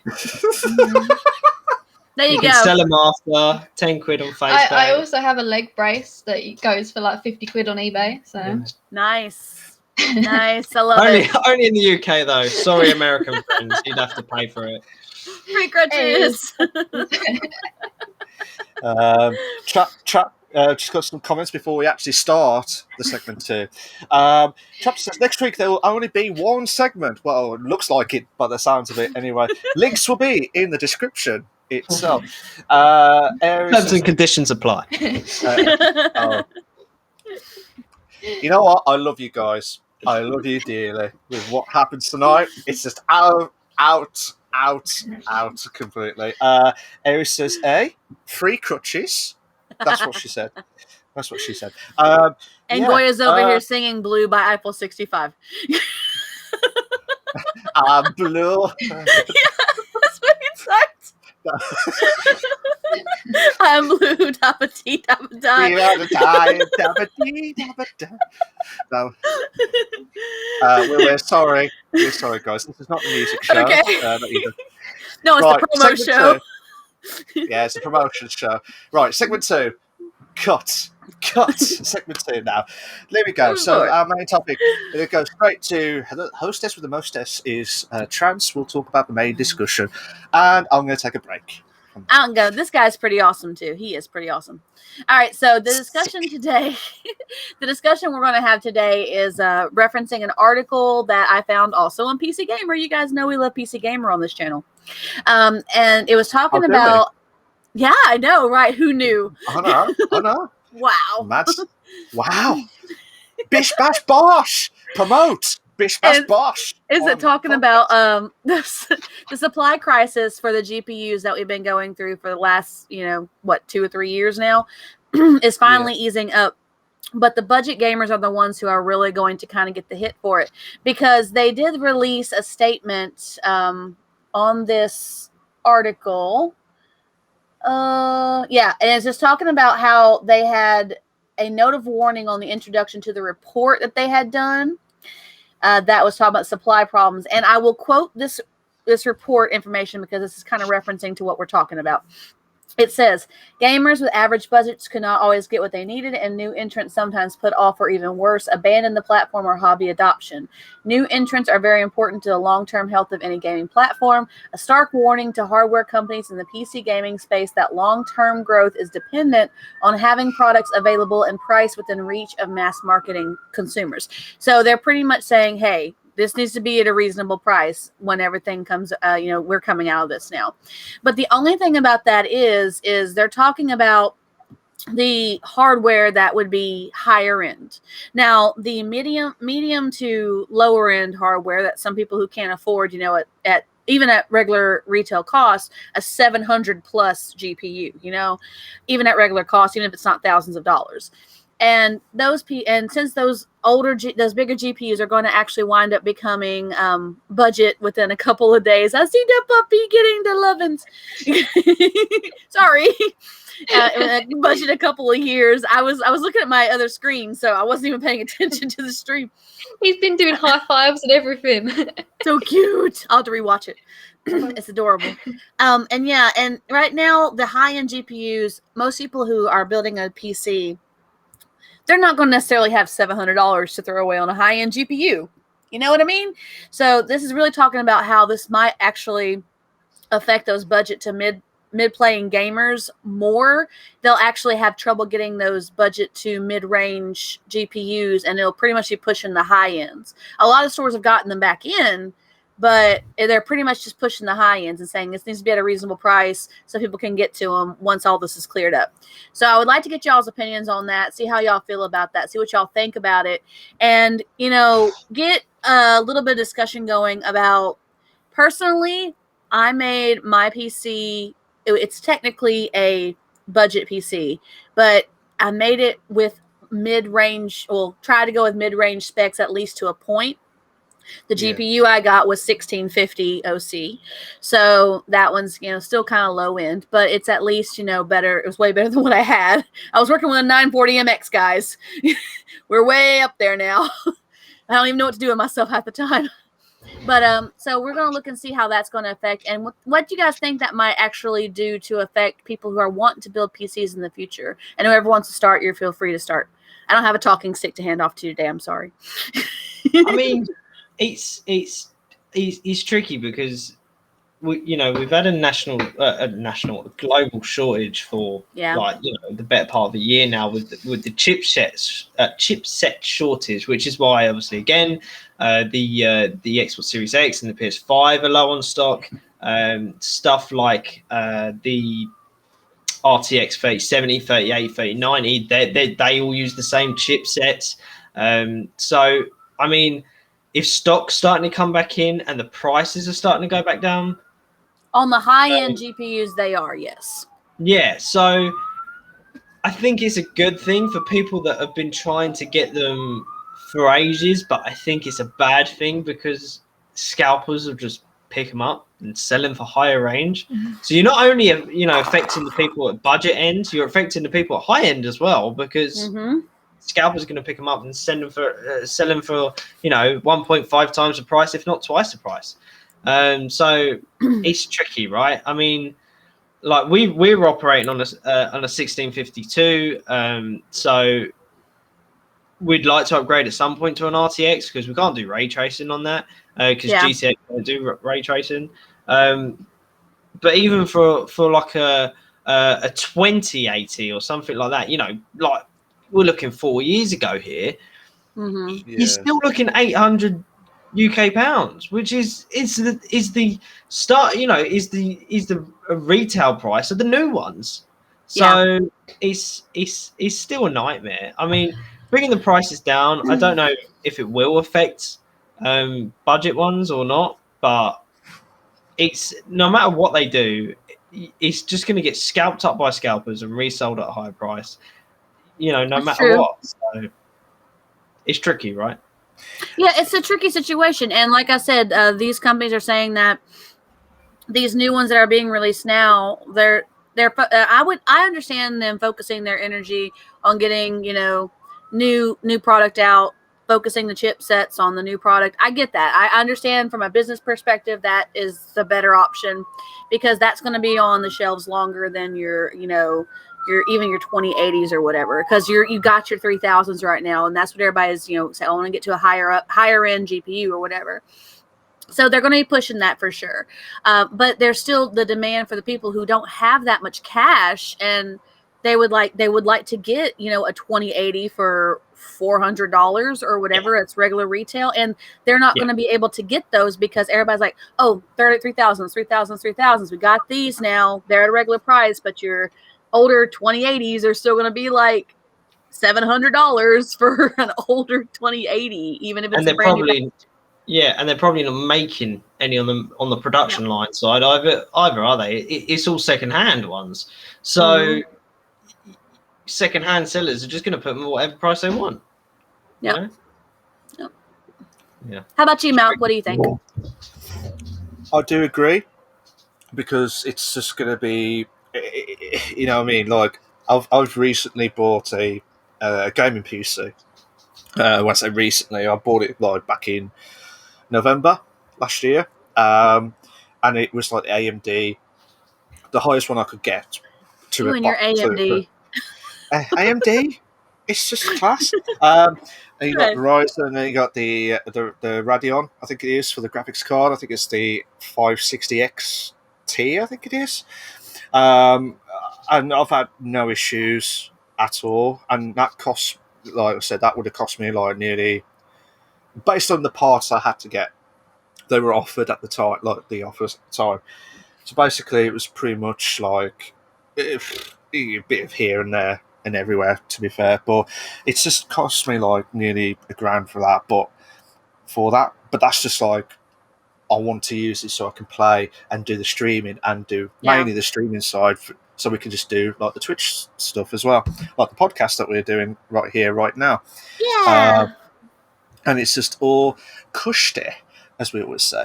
But yeah, I do agree. They're trying to, like, they could be saving the materials for like the higher end devices, but at the same time, I think I do feel sorry for the guys, like for the ones that are like the budget gamers. They're suffering a bit, to be fair, to try and get the hype, like to get the best stuff. Because I think, correct me if I'm wrong, there's going to be some new stuff going out for like all the time. And we're going into the 3090s. Actually, they're coming up with the 3090s. Right now, it's 3080s and 3090s is all that's the big rage right now on the top end. So, I mean, 3090, they are thick. Those boys are massive. I don't know if you've seen them, but they're huge. I saw some pictures. Yeah, no, when I was looking around. So I visited this guy, because this guy's house, and he had like a rig of loads of different graphics cards all set up. Yeah, he had a 3090 in there, and it's big. It's bigger than a laptop I own. It's that big. Oh, it's huge. Dang. It's not going to fit in our case then. It wouldn't fit. No, it wouldn't fit on my either. It's huge, massive. Is it big? Should we say like massive big, or is it just like a little? It's big. I mean, it's like the graphics cards like they brought out. They're not only for gamers, right? They're for video processing. They're for developers and stuff like that as well. Mm-hmm. But yeah, these ones they're specialist ones. They're bloody huge, and they're not only like they're not only just a graphics processor, but they actually help out with things like your RAM and your loading times and stuff like that. So it really brings your performance of your computer up. Absolutely. Which is another reason why people want them so bad, because they might go, I could sort of upgrade the RAM a little bit. I could upgrade my chip, my CPU, or I can get this GPU that does everything. It does ray tracing on its own. It does it without, the support from the SSD and the RAMs at the same time. So they're so sought after. I mean, obviously, lowering the prices is good for people like us, but not so good for people that have been looking forward to getting them, and then scalpers are just going to pick them up and be able to get even more of them because they're a cheaper price, and then sell them at a higher price. It's still going to be the same problem that we've been having over a year now. So Goya's got a couple comments over here. He said, like your 3090s when I was talking about the high ends. He said, and the whole China cracking down on crypto mining. Also put your name on a list in some part stores like Micro Center, at least in the US, and you can get one easier without having to deal with the scalpers. Oh, that's good. And he said, I don't know what that was supposed to be because the mod took it. He said not AM. He said something not AMD. Goya, you can go ahead and try and retype it if you want to space it out. Maybe the mod won't hit it this time. But he said not AMD with a big laugh. So I saw a recent meme. I don't know whether it was out recently. We're sorry about that. We don't know what happened at the background. But it's Ralph. It's puppy toys. See? Puppy toys.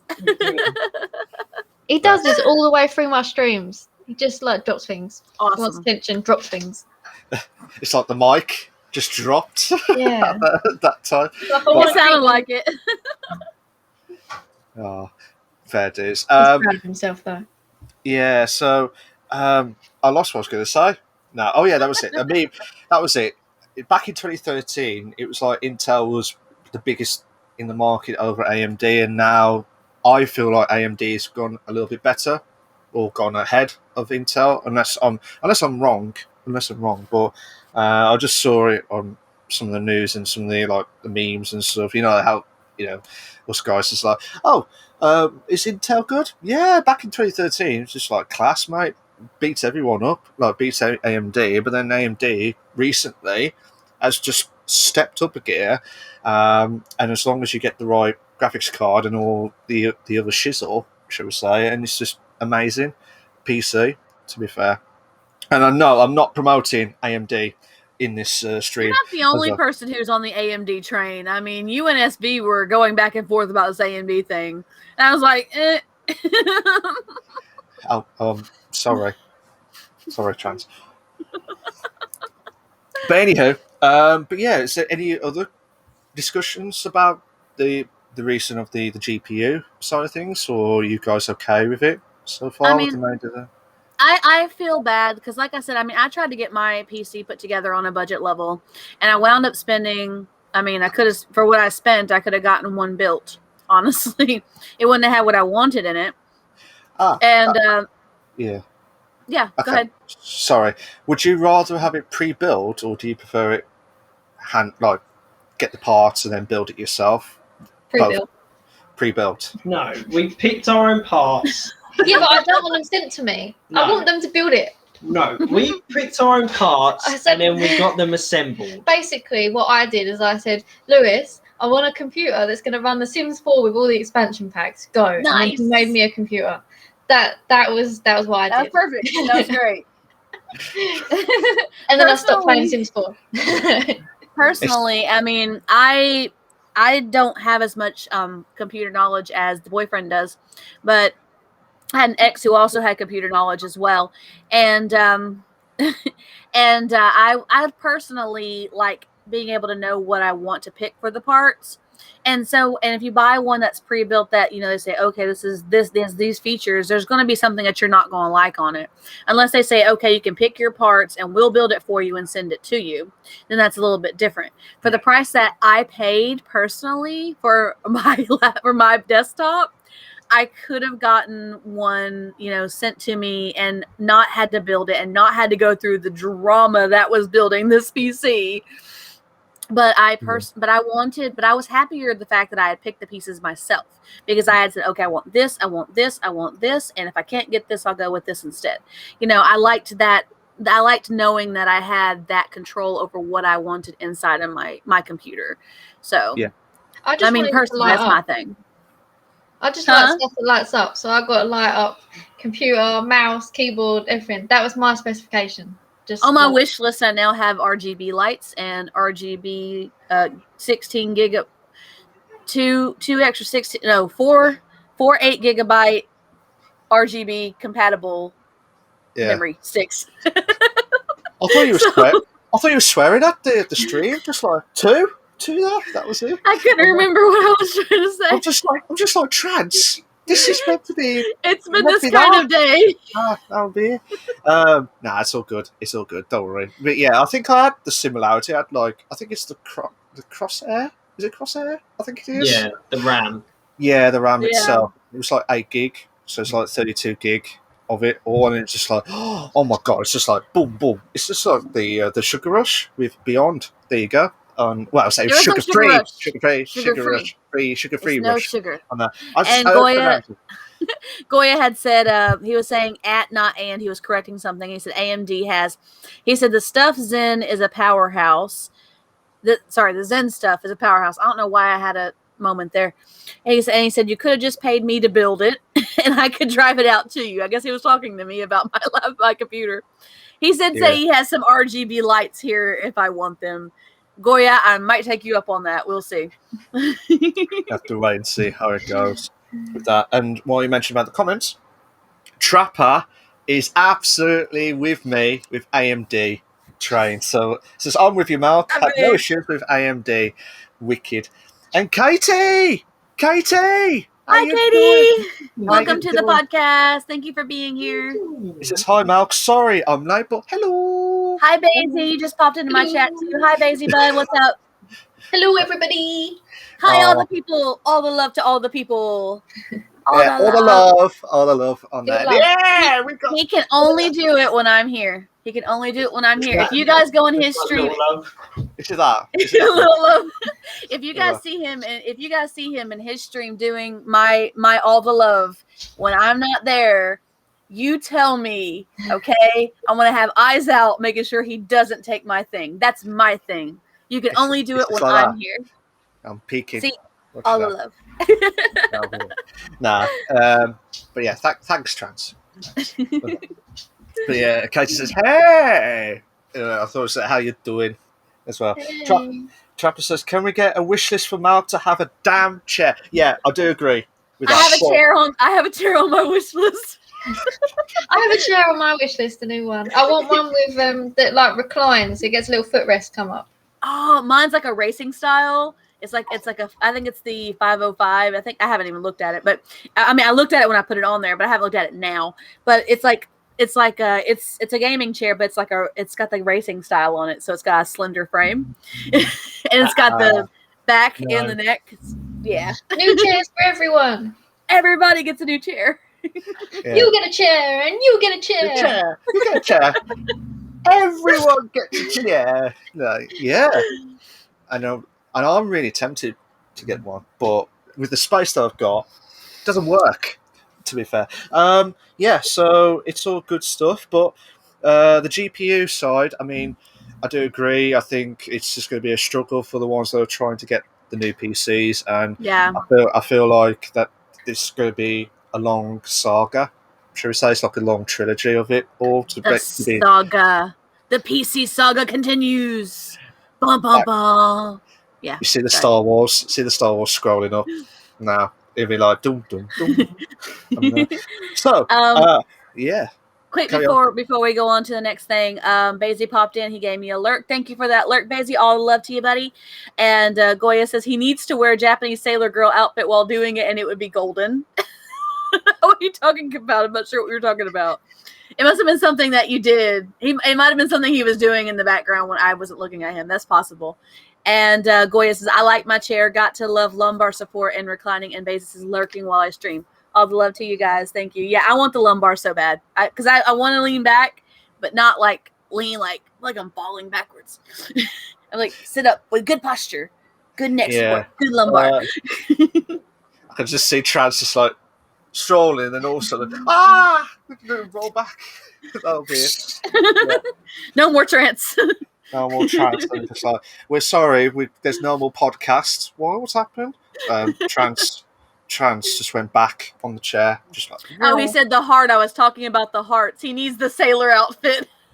I am not wearing the sailor outfit. I do apologise for that. Why am I apologising? I don't care. So let's go straight to the third segment, which is the main one of it all, is interview with the streamers of Gully Lover. I had to pronounce it right. You got it right this time. Gully Lover Games. I had to say first time and ever. So before the stream, they don't know what the questions are. They have never seen the questions at all. We've told them to pick 8 numbers out of 15, and these, I promise you now, these guys, these questions are all at random. They do not know what's going to happen next, and they will vouch that they don't know what's in these questions. Yeah, they will vouch for that. They'll vouch for that. But I tell you what, because I did the Aries question, I believe, last week, unless I'm mistaken, I'm giving it to you, Trans. I'll give it to you, Trans. So the questions that were randomly chosen, I've sent them to you, Trans, so you can fire away. Okay, now as I do this, I will give our little slight disclaimer as well as we've been doing the last few weeks. Why? You may hear some questions, that are repeated, but that's because they don't know the numbers they're picking, and a lot of people pick some of certain numbers. So if you hear a question you heard last week, you get to hear their answer to it, as opposed to, you know, the person last week's answer to it.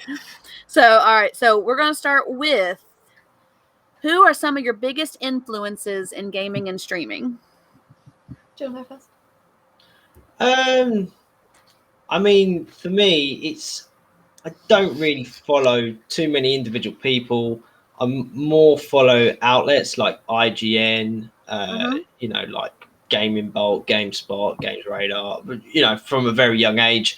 But for me, I mean, I sort of recently have followed a guy called MC Fixer. He's a streamer. He does a podcast called My Xbox and Me.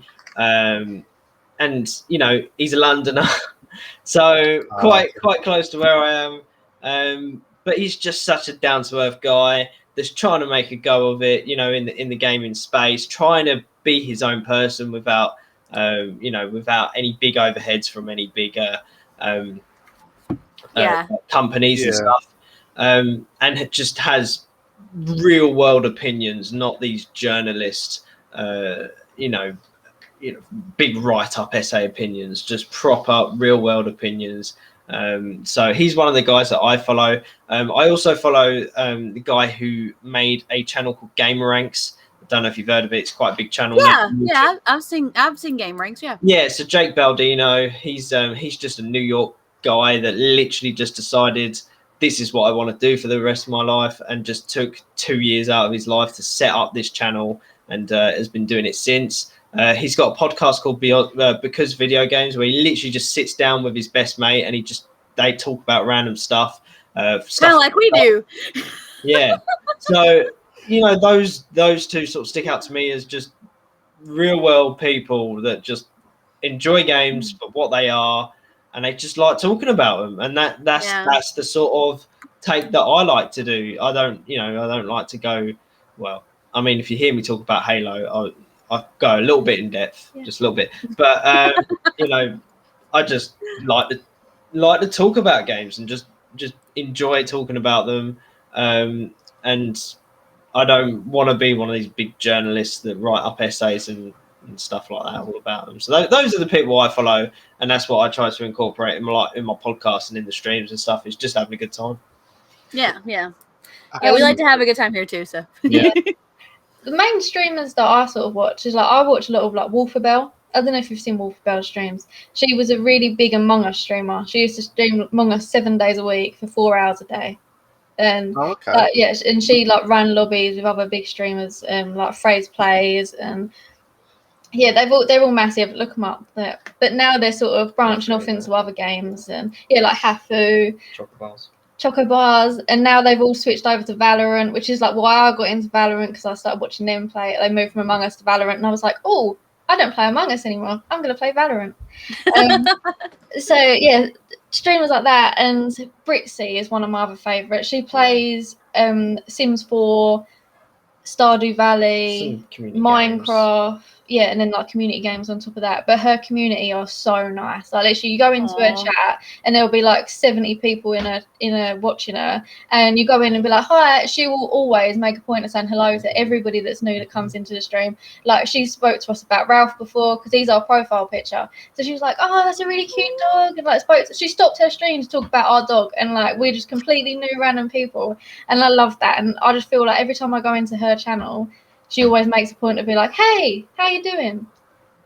But also, someone who's personally affected our individual channel is the Awkward Aries, because without her, we never would have gone into Among Us. We never would have met Katie. We wouldn't have met Penguin. We wouldn't have met Jack. Jack Foodlings is like one of my best friends now. Like we met through playing Among Us because of Aries. So like Aries has been massive for our channel. So Aries. We love you, Aries. For those who weren't here last week, Aries was with us last week. So if you guys want to check that channel on, that should be on our channels as well. So you guys can watch us talking to Aries about indie games and food and other things. When she started up the Amongst Us Discord, I met so cool people in there just because of her. And now like we play Valorant with her every week, and she's great. Everybody go follow Aries, give her some love, make her cry. I think she is starting to cry.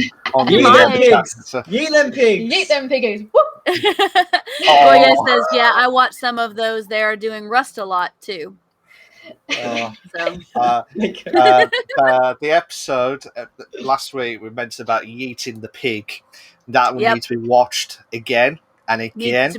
Needs to be clipped. Also, it was great. Also, you need to watch her draw Shrek. That was the funniest, like, Scribble.io moment I've ever seen. It's Aries drawing Shrek. Just go and look it up. Okay. I think I've seen it actually. It's so good. Yeah. All right, so we're gonna go on to the next one we got. Our next question is, what is the moment when you decided to take up gaming as a hobby? I don't really know. I've always just played games. Like, I can't remember like an age where I started playing games. I had a Windows 95. And I had a couple of games on that, and then we got my dad's hand-me-down 98 that me and my brother used to play on, and then I got my XP, and I've always had a computer to do gaming on. And then we had a PS1 as well when we were little, and then got the PS2, the 3, the 4, like moved up with it. Got a Wii, so it's just sort of like been something that's always just sort of been there. So it's like you just pick it up and play a bit. Like, there's no sort of defining moment where I was like, oh my god, this is amazing, because it's just always been there. Oh, that's going to be clipped. This is amazing. This is amazing. Oh, legendary. We need it clipped and TikToked with like the magical heaven music. Oh, that'll be it as well. Legendary stuff. Musa, how you doing? How you doing? Hi, Muser. Nice to see you. And you doing so? But yeah, it's just absolutely legendary as well. So When did you start doing hobby? It's never really been a hobby for me. It's more been an addiction and an obsession. Mm-hmm. I've never like That's fair. gone, oh, it's a hobby. You know, I do it every now and then. I literally think about it every day of my entire life, and it gets on my nerves sometimes. Do you dream about playing video games too? I was literally born playing a PlayStation 1. I had the controller in my hand as I came out, the vagina came out. But yep. But no, like at least from the earliest age I can remember, like I was 3-4 years old, and I was just saying to my mum, like, when can we go home? I want to go home and I want to play Tekken 3, or I want to play Rain Man, or I want to play Toy Story 2. One of the best games ever made, by the way. It's just like I've always just been I listen to podcasts about it 7 days a week. I've always followed the news and stuff. It's never been a hobby for me. I've just it's more of an addiction, and I might have a problem. The thing that I'll never forget is Lewis was working night shifts for a bit. Like when he like during lockdown, his business was like closed, so he was doing night shifts where I was working. So I'd work like 6 till 6, and then he'd do 6 till 6. And he come home one night, woke me up, and he was like, babe, I've spent, was it 300 quid? 300 quid. He went, I spent 300 quid. And I was like, how? It's like 4 o'clock in the morning. He bought a Switch. They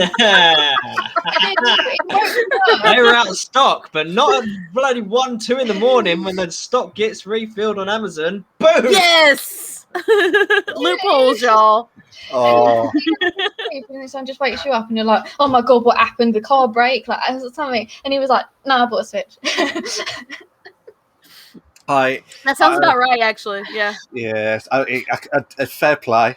Fair. For me, it's the other way around. I'd be like, babe, I spent $400. What'd you buy? A GPU for my computer? Really? Yes, really. You know how important this is. It's like saying this is a matter of life or death. What is it? I spent that much. It's just like, why? Because I said so on there. Because this is why. And it's just, that is epic. I mean, I remembered when the when the PS5 was trying to restock every time, and it was just mad. Because I was going through every single site, and there was popping up saying, "Oh, they're there, restocked." And then by the time you get on there, rejected everywhere you go. Like 2 o'clock in the morning.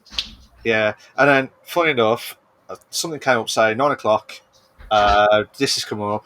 I had to wait an hour on the online for the game, full game itself. And then I got in. I had to do it really quick. And I was like that. But and I was just like, is everything all right? Yeah, I've spent this much. Like, why? It's P1. It's priority. Yeah. You can't. It's very important. This is very important stuff. Do not mess. This is serious matter on there as well. But yeah, so it's all good. But yeah, it's. I could just say more, couldn't I? But it's just madness, to be fair. But yeah, sorry, Trans. I'm getting ahead of myself now. And you're jumping into the ask us anything, and you're answering your own questions. This is why I said I always not off the ball, well, not on the ball, shall we say? But what can you do? All right, so the next question I have, and when he gets back, he can answer it. Lewis can answer it. What game made the biggest impact on you growing up? And what about this game made it important to you? I think the first game that I was like, I'm going to sit down and play this properly and I want to finish it, was Theme Park World. I had it on the Windows 98 and I was like, I don't know, I was sort of like at that age where I was starting to understand more that like games should be finished rather than played for like half an hour and then put away and then played again. It was like, to do this, I need to have this many keys, and then I can unlock the dinosaur park, and then I can unlock the ghost park or whatever it was. So I think that was sort of like the first game that was really special to me. And then like since then I've loved all the theme park games, like the Theme Hospital, and then I've got Planet Coaster now, 2 Point Hospital, I've got Planet Zoo. There's like a Jurassic Park one as well. What kind of always called? What's the Jurassic Park one called? Jurassic World Operation Genesis. That's the one that I like, or is that the new one? Jurassic Park Operation Genesis is the one you like. The one on the PS2 is the one that I like. Jurassic I don't like the new one. Oh. Jurassic World, something. I don't remember. I think it's Jurassic World. I think it is. I like all those sort of like theme park simulation games and stuff, and I think it's all come from that. So yeah, I'm a diehard theme park fan, and I love a real theme park. So. Me too. I love theme parks. We went to California just for theme parks. So really? That's like a 9-hour flight for us just to go. I'm not even as good as Florida, so.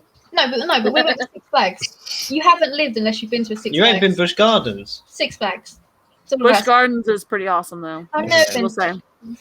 I've never been, to be fair. Orlando has SeaWorld and Epcot and all the Disney parks and the Universal parks. Well, California's got Universal and Disney as well. But it's smaller. Yeah, but they're still and good. they're not as good. You've not been. Florida. You can't judge that until you've been there. You need to go to both and then give me an opinion. Florida's better.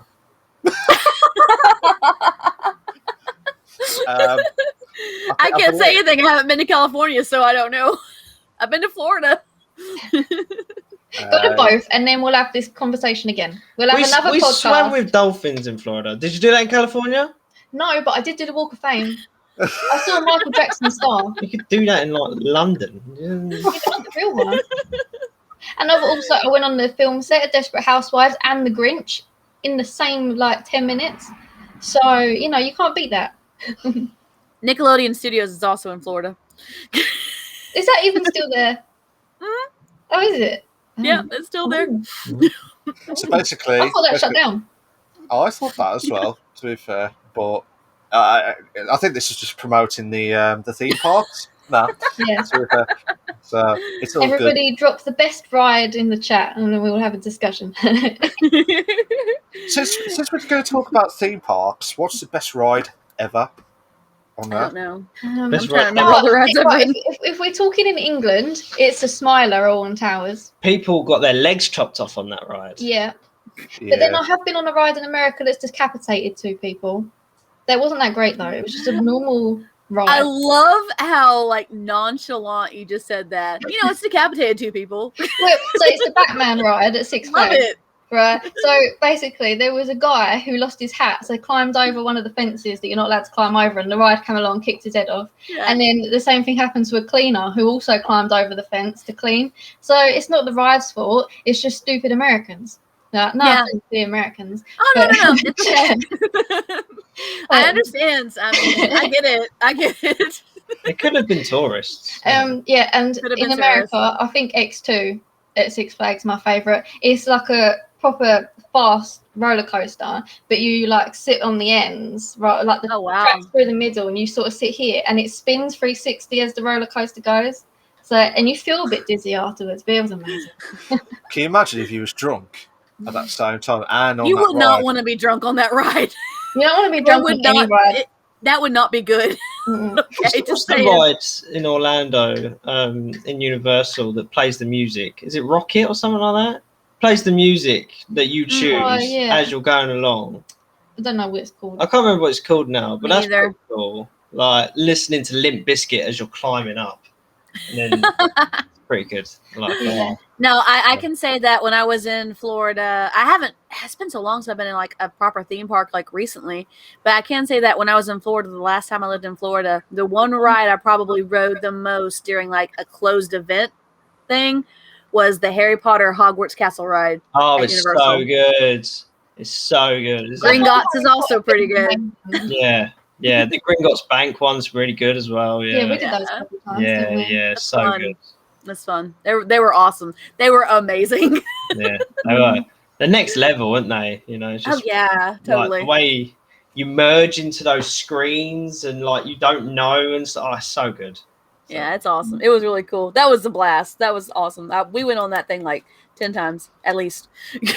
Had to have been. Yeah, just 10. Just 10 times. Well, it was a closed event, so there was no lines. And we had other things to check out too, so we came back to them after we went through once or twice, and then came back. To actually walk the distance to get to the ride, even when there's no queue, just to actually physically walk to the front takes ages. And it was only like the Islands of Adventure, so like, and it was going between Islands of Adventure and the main park. So, because it was a closed event for Bright House, which was a cable company down there, and it was family and friends night, and so we had like free reign of those two parks, but only certain parts were open in the one park, so it was mostly Islands of Adventure. Nice. All right. So next question, unless you want to answer, I was asking what the game was that made the biggest impact on you growing up. So you got an answer? Nothing really impacted me growing up. Really, I think when you're younger, you just play games.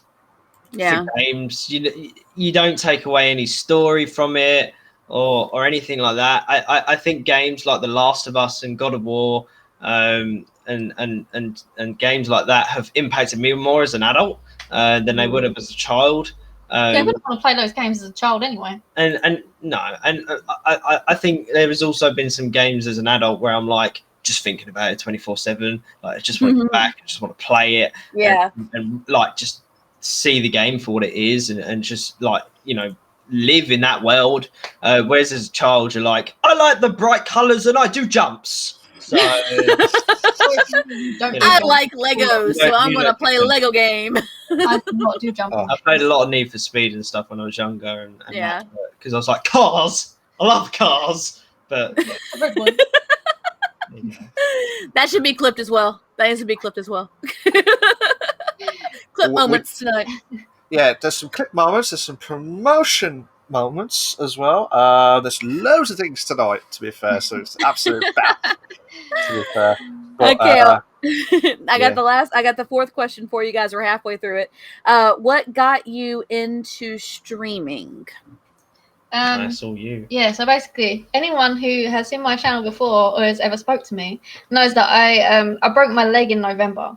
Really bad. I had a car accident, broke my knee. And so I was on bed rest for like 3 months. No, I was getting better by then. I don't know, at least a month. You weren't putting weight on your leg. Yeah, I wasn't putting any weight on my leg for 3 months, so I couldn't really. Like for a month, I was like completely on bed rest, couldn't do anything. And then, so I watched a lot of TV, and then I just got bored of just watching like Modern Family and stuff like that. Kitchen. Hell's Kitchen, love Hell's Kitchen. Oh gosh, yeah. Let me get started. So then I started watching people on Twitch, because our friend Jay made a Twitch account. He only streams COD, and COD's boring. Let's face it. So I'm more of a habit Can be. myself. Oh, where's the fish? Where's the fish? Oh no. So I started watching other people, and I didn't have Fall Guys, so I was like, I'm gonna watch people play Fall Guys, see if I like that. And then just sort of like grew from there. I was just obsessed with watching people play games all the time. So then when I could come and sit back at the computer again, I was like, I want to play all these games, I want to get Fall Guys. And I was like, well, if I'm going to play all these games, I might as well stream it, because I was sitting at home on my own all the time. Because like Lewis is at work, and No, I wasn't. I just wasn't here. okay, he told me he was going to work, so he wasn't here. And so I was like just sitting here on my own all the time. I don't really have any friends. I'm a complete loner. And so I was just like really lonely. So I was like, okay, I can find people to talk to on here. So then I started streaming Fall Guys, and then they just sort of like grew from there. So it was just more of I have a broken leg. I can't go outside. I can't do anything. I've got no one to talk to. Let's play some games and meet some people playing games. And you made some good friends. And then I made some good friends. Yeah. Like Jack, who's in the chat now. Hi, bestie. Hi, Jack. Nice to see you. I'm doing good. I'm telling they're doing good. Malx had a couple drinks, so he's feeling pretty good. I'm just trying to be professional. That'd be cool. Being very professional. You're being so professional, Malk. Yeah, fine. It's all good in Z Hood as well. So I was saying, Aries, thank you for joining in the chat. I wish, I hope to see you next time on the podcast or like on the chats itself. But how are you doing, Jack? Hope you're going well. He says, got to have a drink. Yeah, I know, Jack. Yeah. Need a few, to be fair. That's how it kicks in with the podcast itself. Shani with a love, how you doing? But yeah, that was the question of that. But yeah, carry on, Trans. Carry on with the questions itself. Questions. Thanks. So I had to let Toad know that the podcast is going over a little bit. I don't know exactly when he gets out of work. So, is there a game from that you played in the past, growing up or whenever, that you would like to see remade, and why would you like to see this remade? I mean, for what me, made it great for you? Pretty much, yeah. If you see, there's certain games from like growing up that hold up to nowadays standards, like the art design. Doesn't need much work. Stuff like that. I mean, for me, Disney Pixar's Toy Story 2: Buzz Lightyear to the rescue. It's just one of my favorite games. Like it's from the PlayStation 1. It's a bit polygonal. It's a bit jaggedy. I'd love to see that like remade in like the Unreal Engine or something similar.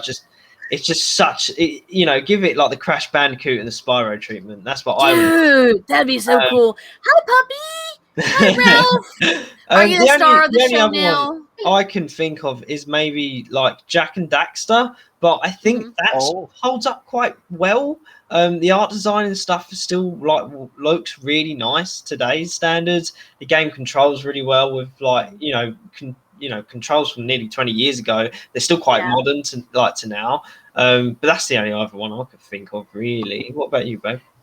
Theme Park World, as I was saying, great game. And like I know they've got like Planet Coaster and all that stuff, but nothing ever hits the same. Like it's such a cute little art style, and like each of the parks have got their own cute little quirky thing. That, and also I used to love a dance mat game. Like I can't play them now because my knee, but I love dance mat games. I had a Jungle Book one on the PS1, and that was amazing. Like it told the story of Jungle Book, and then when it got to the songs, it would be like a dance break, and then you'd do the dance. That and like Dance Revolution, all that. You don't see anything like that anymore. You got like Just Dance. You don't. You can sit down and do Just Dance. You can't sit down and do a dance mat. Yeah. I will say I thought of one. Is the Jedi Knight games? Nice. Jedi Academy. They are a little bit on the rough side. I can still play them because like muscle memory, but someone like new to them probably wouldn't like understand the controls and stuff, they could use a remake. But yeah. Dance Revolution. DDR. Yeah, Goya said DDR. There's a Korean one called Pump It Up. That was fun. I've seen actually Pump It Up. I know what you're talking about. Britney Spears one as well, and it was literally just Britney Spears songs. I can't remember what it was. I'm guessing it was called Britney Spears. But, there was a Mario one on the GameCube as well. Mario DDR. Yes, I believe. I think everybody had a DDR. Yeah, their own it's all franchise. just dance now, isn't it? Like, yeah, absolutely. But yeah, it's just mad, to be fair. So, Trance, got any more questions? Yes, I have 3 more questions. That was number 5. What characters do you relate to the most when you're playing a game, and how so?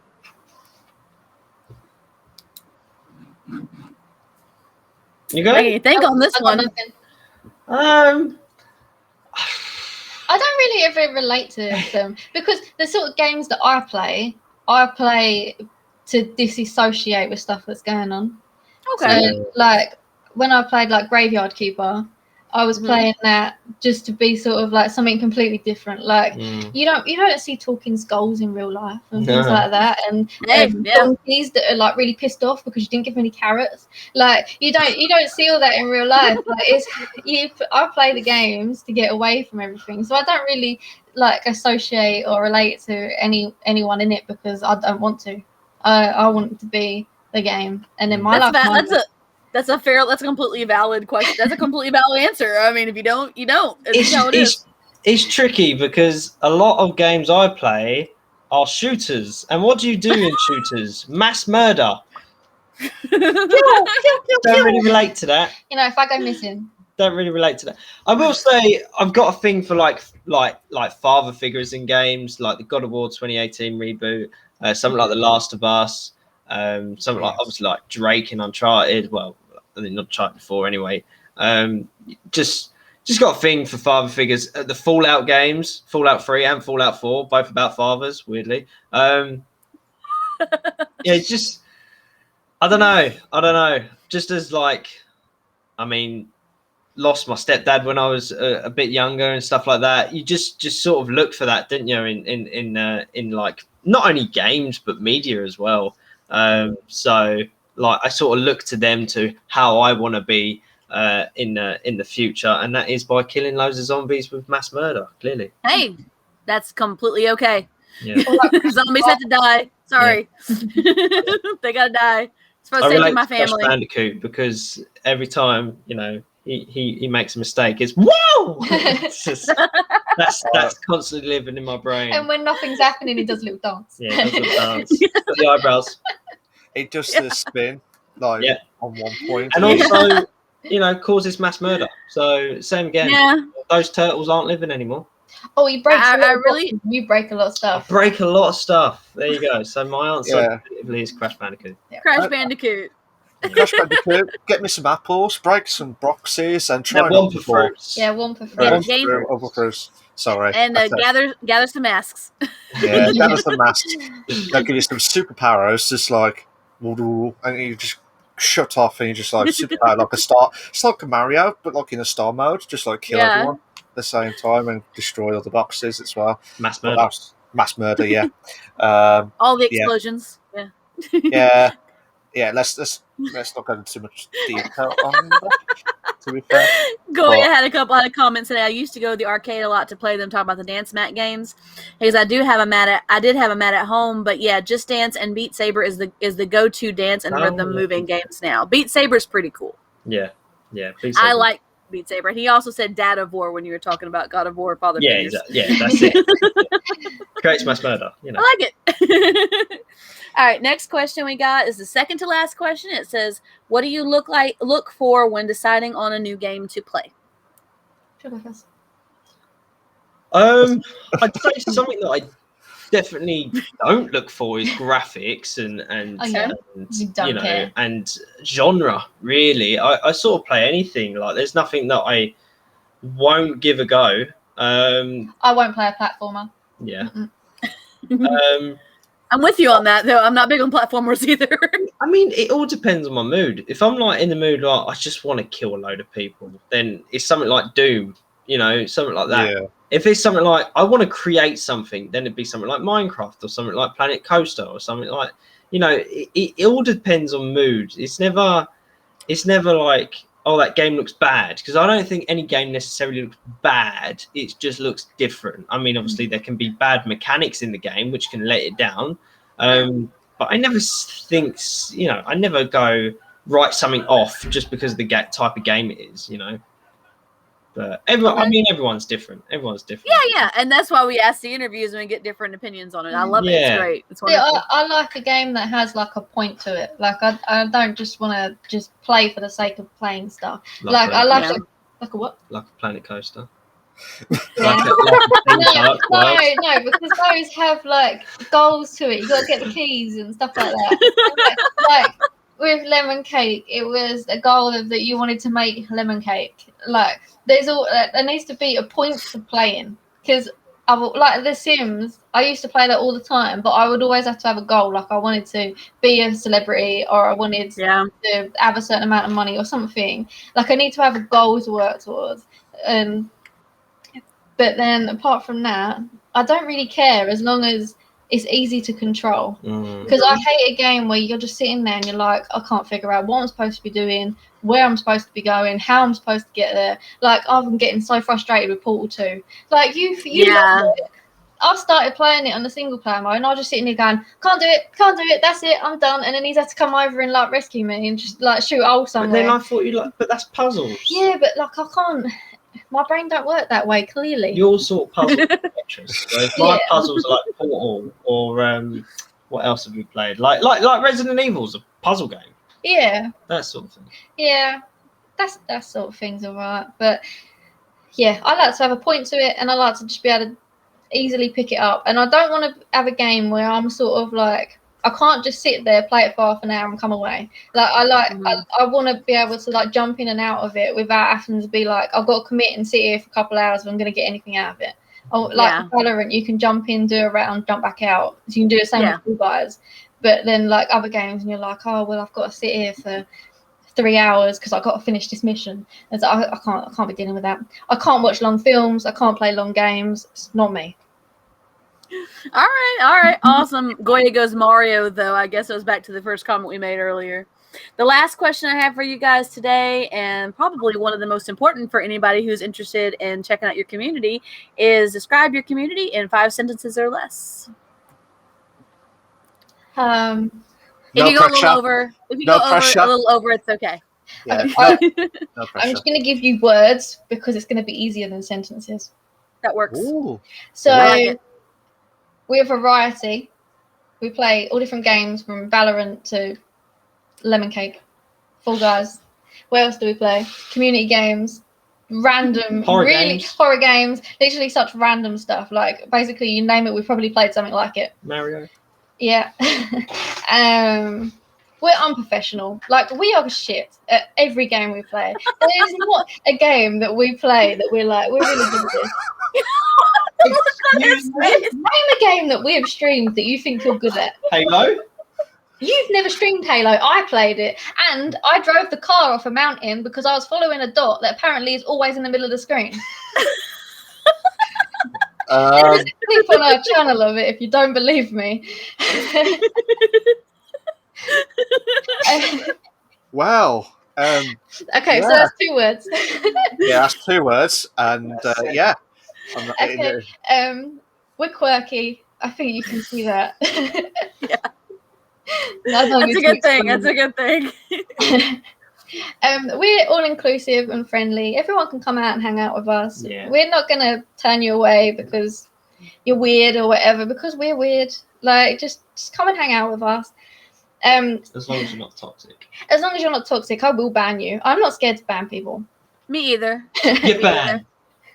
Oh no! What are you saying? Sorry. I'm sorry, Daddy. I don't know what I did, but I'm sorry. And he's also got that I'm cute look, but I'm cute. Yeah, I'm he's cute. He's adorable, aren't you? You'll see in the stream. We're just gonna have a Ralph break. You'll see the stream coming up with the puppy dog eyes. It's like, I can do puppy dog eyes. Do you want to see them? Yeah, go on then. Do it. Yeah. Pretty good. Yeah, Ralph would approve if he was looking. Right, I need more words. We're opinionated. We have a lot of opinions, especially him. Talking about Halo. For a second there, I thought you were talking about the dog. And then you're like, oh, well, it can't be this and it can't be that. Yeah, I'm not playing a platformer. I'm not playing a shooter. I'm not playing this dance game. No, I'm opinionated. I love the puppy had opinions. The puppy has opinions. You have opinions?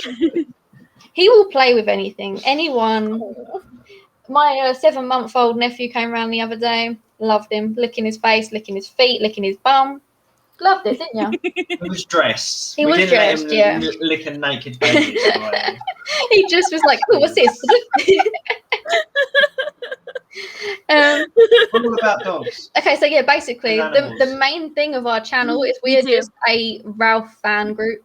Yeah. That's all we are. That's awesome. Just, everybody comes to our channel to see Ralph. We have a raffle. We have a raffle going. That will be. You know, we've got to get the Ralph hype in the chat. We also have a cat called Goose who occasionally appears, but not very often. It's mainly Ralph. So everybody's here just for Ralph. They don't care about me, don't care about the games. It's just Ralph.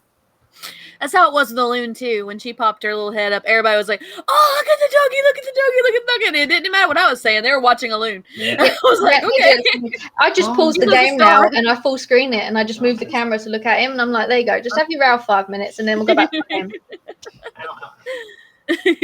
All right, so that's all the questions I have for you guys. And Goya has a couple comments before we go into the next segment.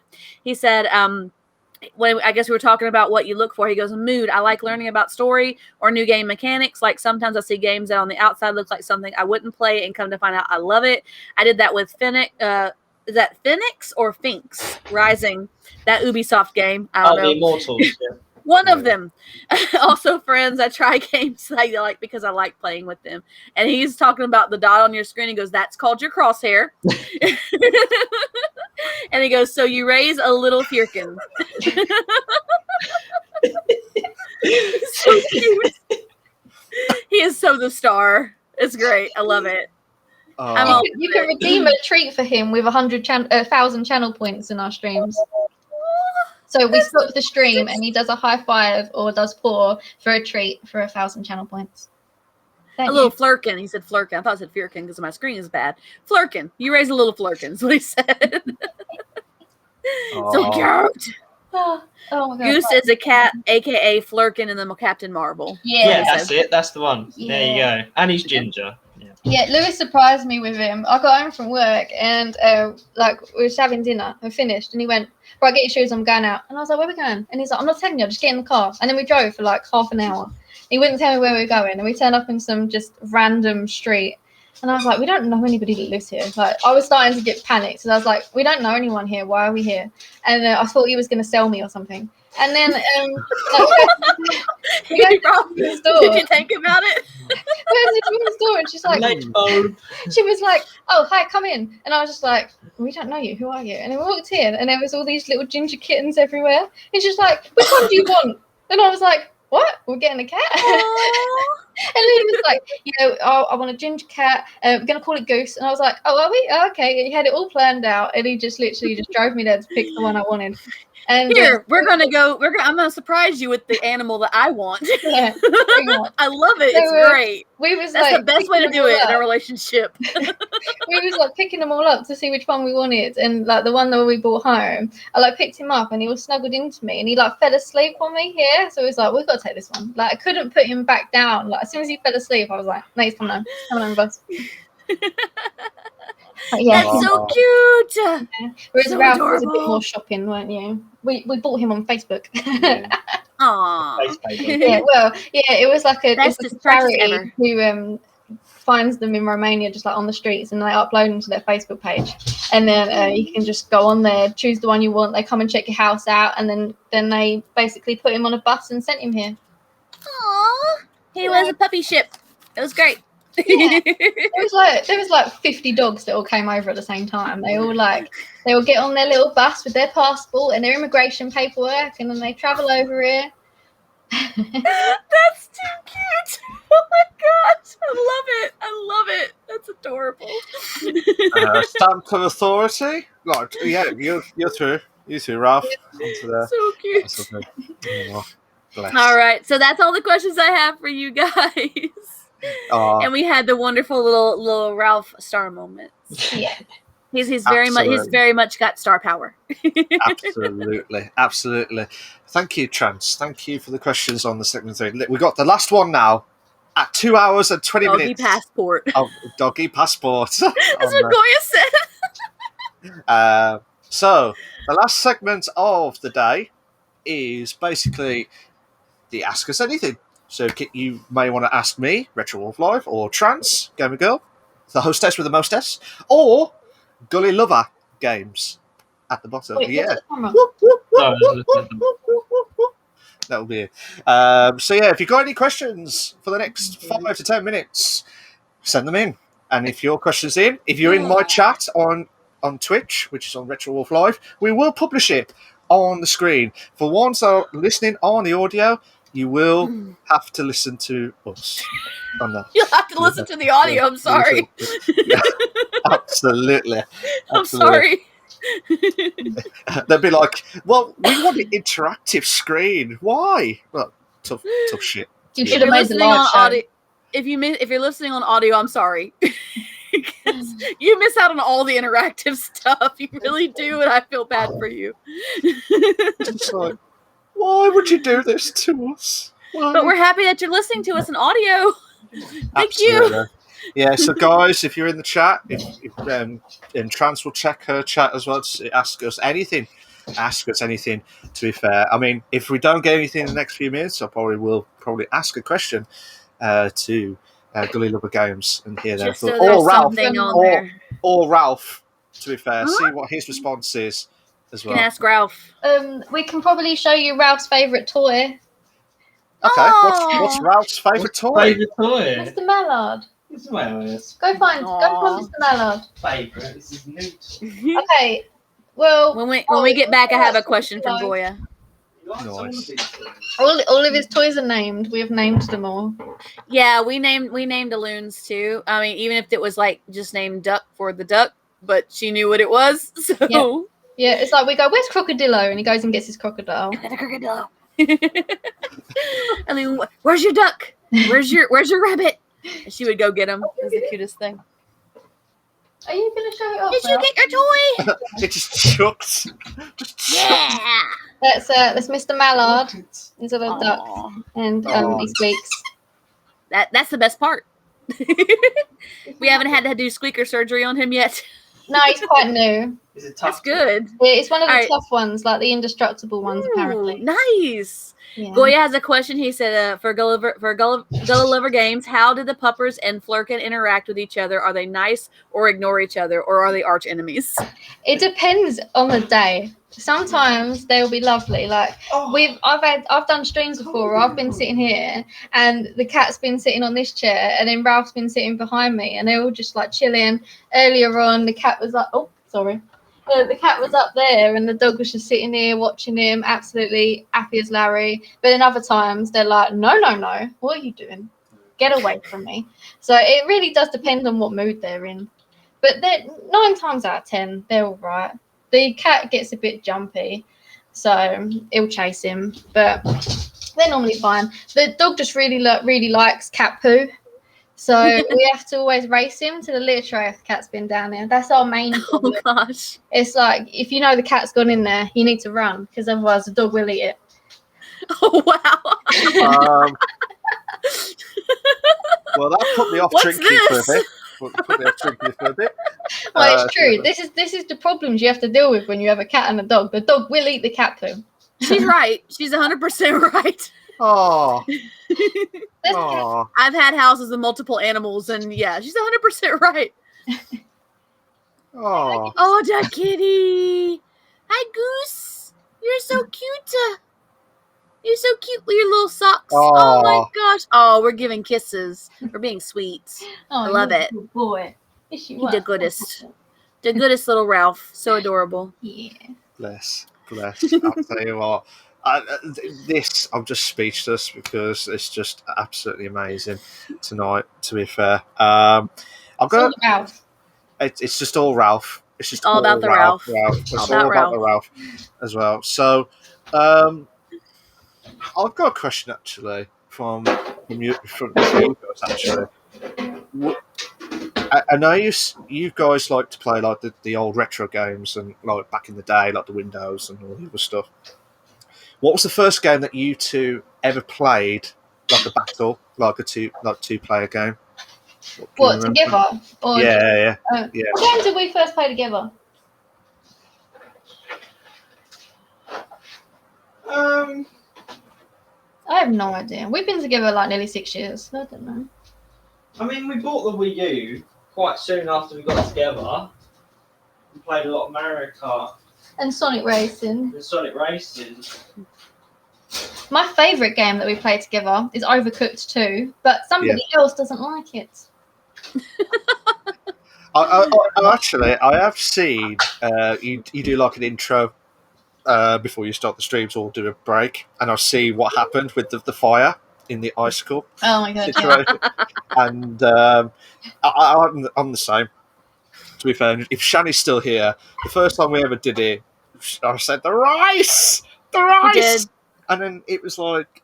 It was just mad. It was absolutely mad. It was just like that. It was everywhere. And we didn't let you live down the fact that you burnt the rice forever and a day ago, and we still don't. To the point, we still make sure that you know that you burnt the rice. Yeah, we all the time, don't we? No. Oh, Overcooked. I thought we were talking about real life. I don't cook in real life, so at all. That too. I mean, I was like, you're dissing my cooking. No, I'm not. The best game that we've played together, I think, is It Takes Two. Yeah. Have you played that? It only came out. I haven't played it. It's so good because you have to play it 2-player. You can't play it like single player. And it's about like a married couple who are having problems and they're going to get divorced, and then like you get turned into toys, and it's really cheery. Yeah. Yeah, you get turned into toys and you basically have to fix your relationship to get back into human. But every sort of like level is completely different mechanics. So it's like there was jumping things, and I got so stressed. If you watched me stream it, I was losing the plot at some points. It'll like bring out a new mechanic of so quite early on in the game. One of the mechanics is the guy Cody and the wife is it May. So Cody can throw. They're in like a shed, right, in a workshop. So Cody picks up a couple of nails, and May picks up the top of a hammerhead. Top of a hammer.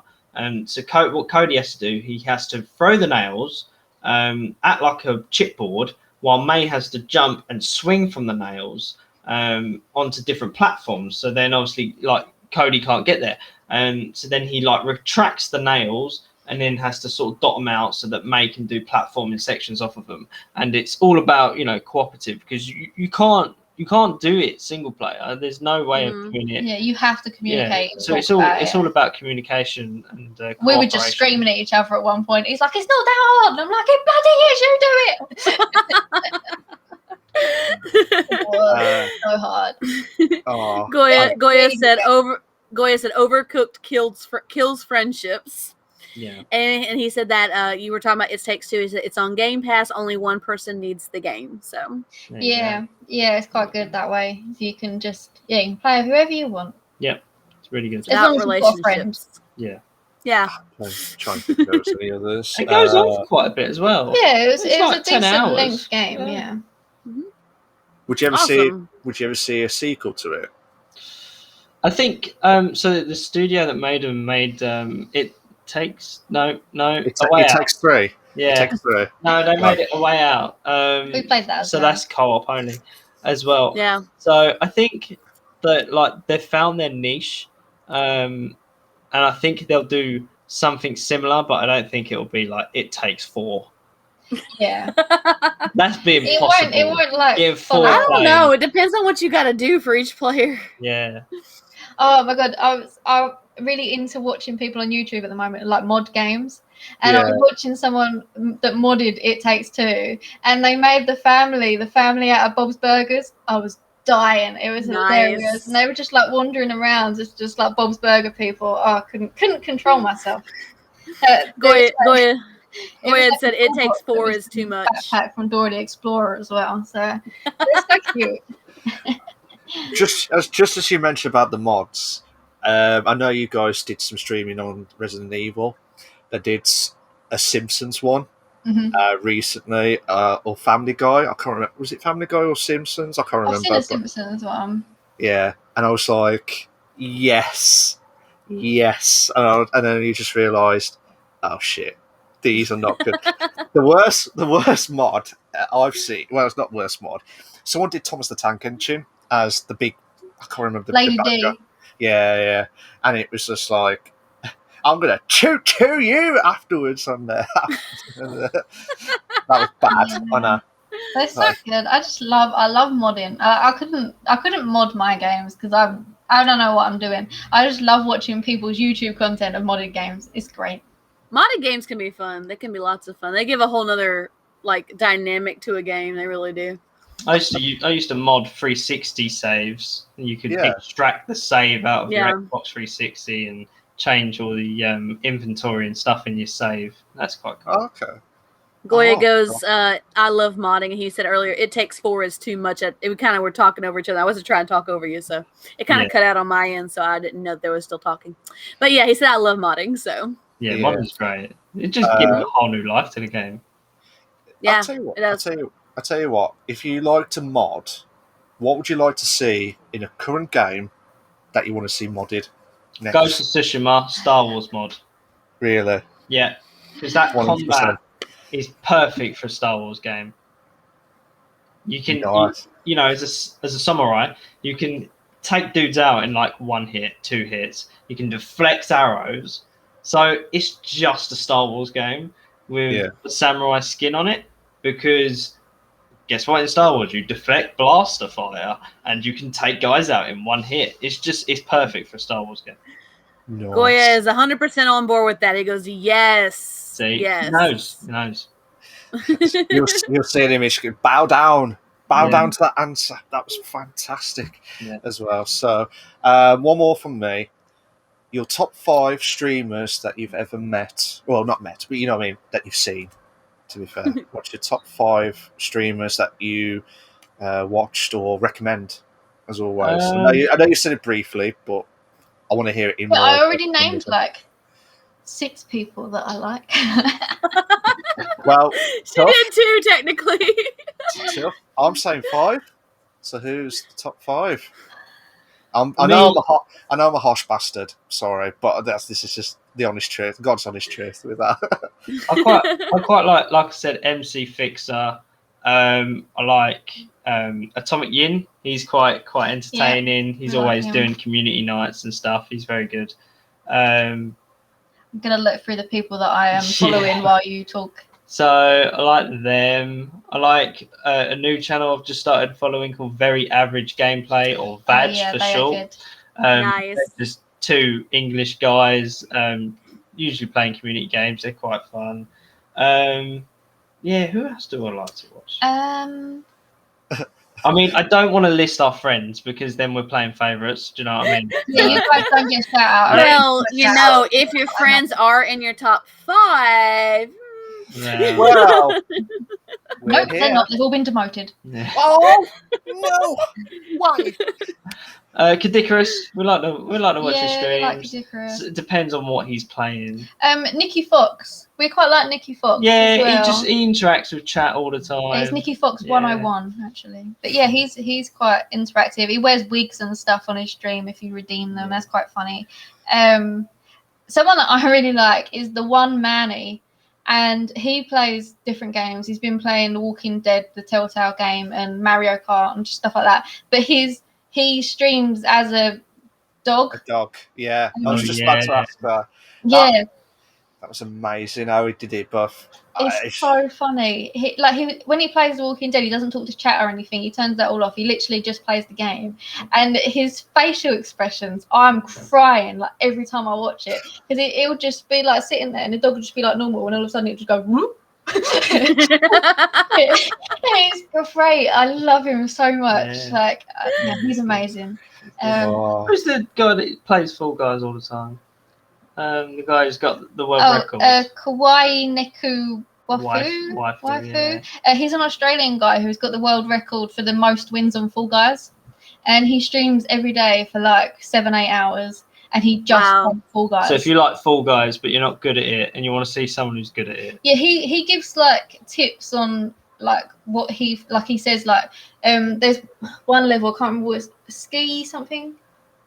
What's the one with the hoops? Ski fall, I think it's called, and it's like big rings. It's got little rings in it and the different colours, and you go through the rings, you get the points. You need like 15 points. He says, don't even bother with all of them. Just run straight to the end and jump in the last ring, because that's where you get the most points. So he said, stop wasting your time on those. Just run straight to the end, and then you get your points.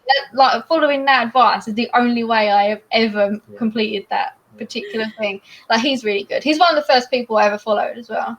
And I still watch him. He does a Crash 4, doesn't he? Goya said, I personally love Michael Reeves. I can watch coding for hours, and Christopher Yee, he builds a lot of PCs. Oh, right, that's cool.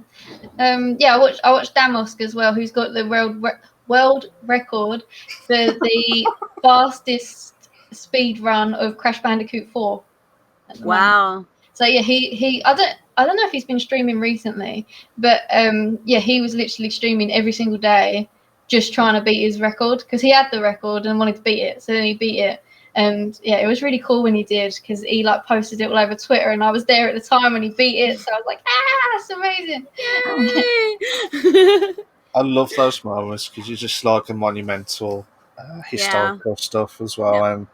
And you just want to be there, just like, here you go. There you go. It's just like, yes, we was there. I was there.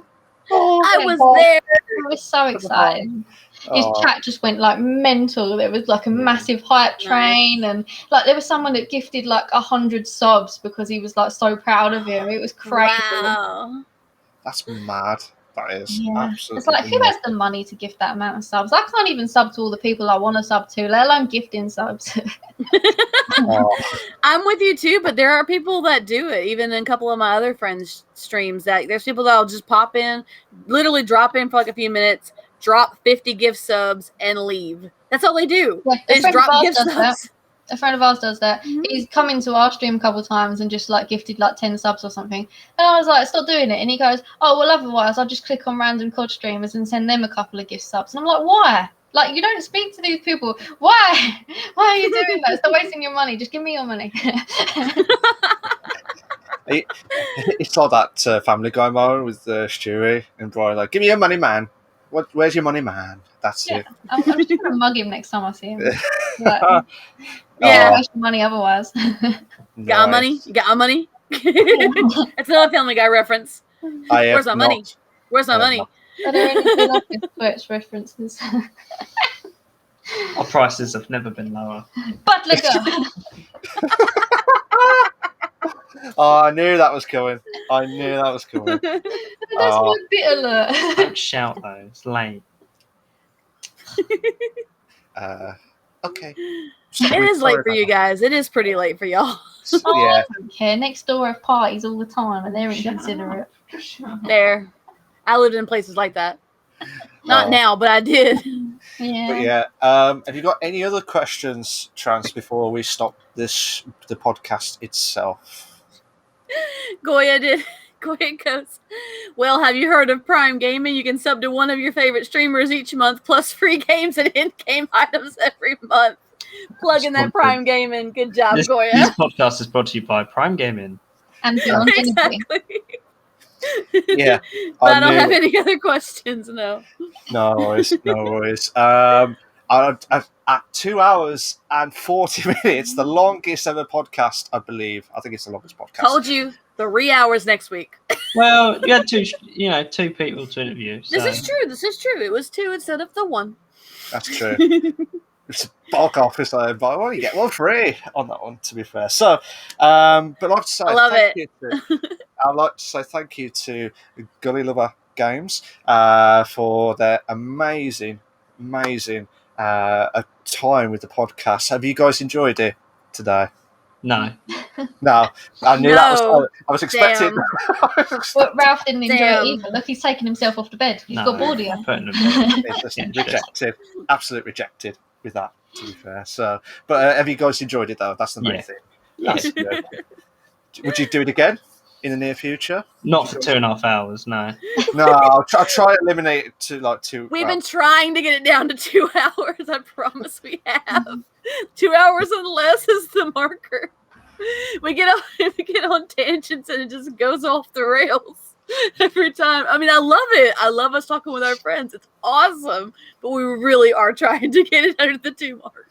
We might have to start the time a bit earlier rather than 9 o'clock. A bit 8 Well, o'clock. I mean, I can't do 8 o'clock your time. Yeah, I know. It's just it would have been a lot easier, but don't worry about it. It's just basically it's just enjoyment, and it's just been an absolute blast. We have fun though. That's all that matters. We But- have lots of fun here. Guys, can you please check out Gully Lover Games? I believe, correct me if I'm wrong, you are nearly at the 300 marker. Nearly. Yeah, I think we're on 277 at the moment. About Yay! So close. So guys, if you are watching the stream or listening back on the podcast with the audio version, whenever that will be, I'm not sure when, please check out Gully Lover Games. See, I had to say it that quick, but I couldn't say it that quick, to be fair. I don't know why I keep repeating, to be fair, try and get it as quickly as possible. But basically, check out Gully Lover Games. They are amazing. They are absolutely amazing, and the streams, unbelievable. Absolutely unbelievable. And check them out, guys. Absolutely check them out as well. And I'd like to thank Trans Gamer Girl, the hostess with the mostess as well. Yeah. Thank you. Sorry, that was bad. Try to be polite. It's been a weird day, Malk. It's been a weird day. Okay. I know, but there you go. There's the love. That's it, to be fair. So, and I was your host with the most, Retro Wolf Live, aka Malk. I remember this time. Can we add something? Yeah. If you've got any promotional Yeah, More well, promotion. if you More like promotions. listening to my voice, which no one does, you can check out my podcast, which is called Play Movies, Watch Games, Pitchcast, where each 2 weeks we had narrowed it down to each 2 weeks. Otherwise, I was running out of ideas. Every 2 weeks, we either pitch a movie as a video game or a video game as a movie. We've done topics like the perfect Toy Story video game, the perfect James Bond video game, stuff like that. So Combat film. Super Mario as a movie, stuff like that. So yeah, it's good fun. we did have that, and it was bad, wasn't it? The original What? one. No, the Super Mario. Oh. Super Mario Brothers. You remember The that? original. A It's little a bit cult about classic. that, yeah. And then new one coming up from Illumination, who are the guys behind Despicable Me and The Secret Life of Pets and stuff. But we pitch our own spin on it. So there you go. Have you got any more promotions, guys, or social media before we check out? Get your Beyond Energy with 10% off with code GullyLover. It's a nootropic filled energy drink rather than sugar, so you don't get that crash, but you still get that energy. Yeah. I like love it. it. You just try to get that word. I struggle with it every time. Nootropics. It isn't It's a very weird word. Yeah, weird word. I thought it was made up. I had to Google it to see if it was a real thing or not. I think it was something that Beyond had made up, but it's a real thing. Yeah, Goya had so- a few last minute comments. He had a big smile, laugh when we were talking about the plug. He goes, "Let's go for the 4-hour mark." No, Goya, we're trying to get it back down to 15 2. more minutes. Let's go. Come on. What else We've can we been talk about? we've been trying to tame this down a little bit. Okay, hour and 15 minutes. Let's keep going. And he said also plug the supplements again, which you already did. So you were ahead of the game on that. She was already thinking ahead. You got it. See, that's why we do Bish Bash Bosh, getting on there, to be fair. So, yeah, it's been an absolute blast. I've really enjoyed it. Trans has enjoyed it. I'm sure Gully Lover Games. I keep saying it. Why do I keep it wrong? You've been saying it wrong for so I know. long. Now you're having I to know. correct it. I know. It's because you always just call me Gigi when I actually talk to Yeah. you. Gigi works. Yeah, that's what I just say to everyone. Just call me Gigi because it's so much easier. Because everyone's like, la, la, la, la, la.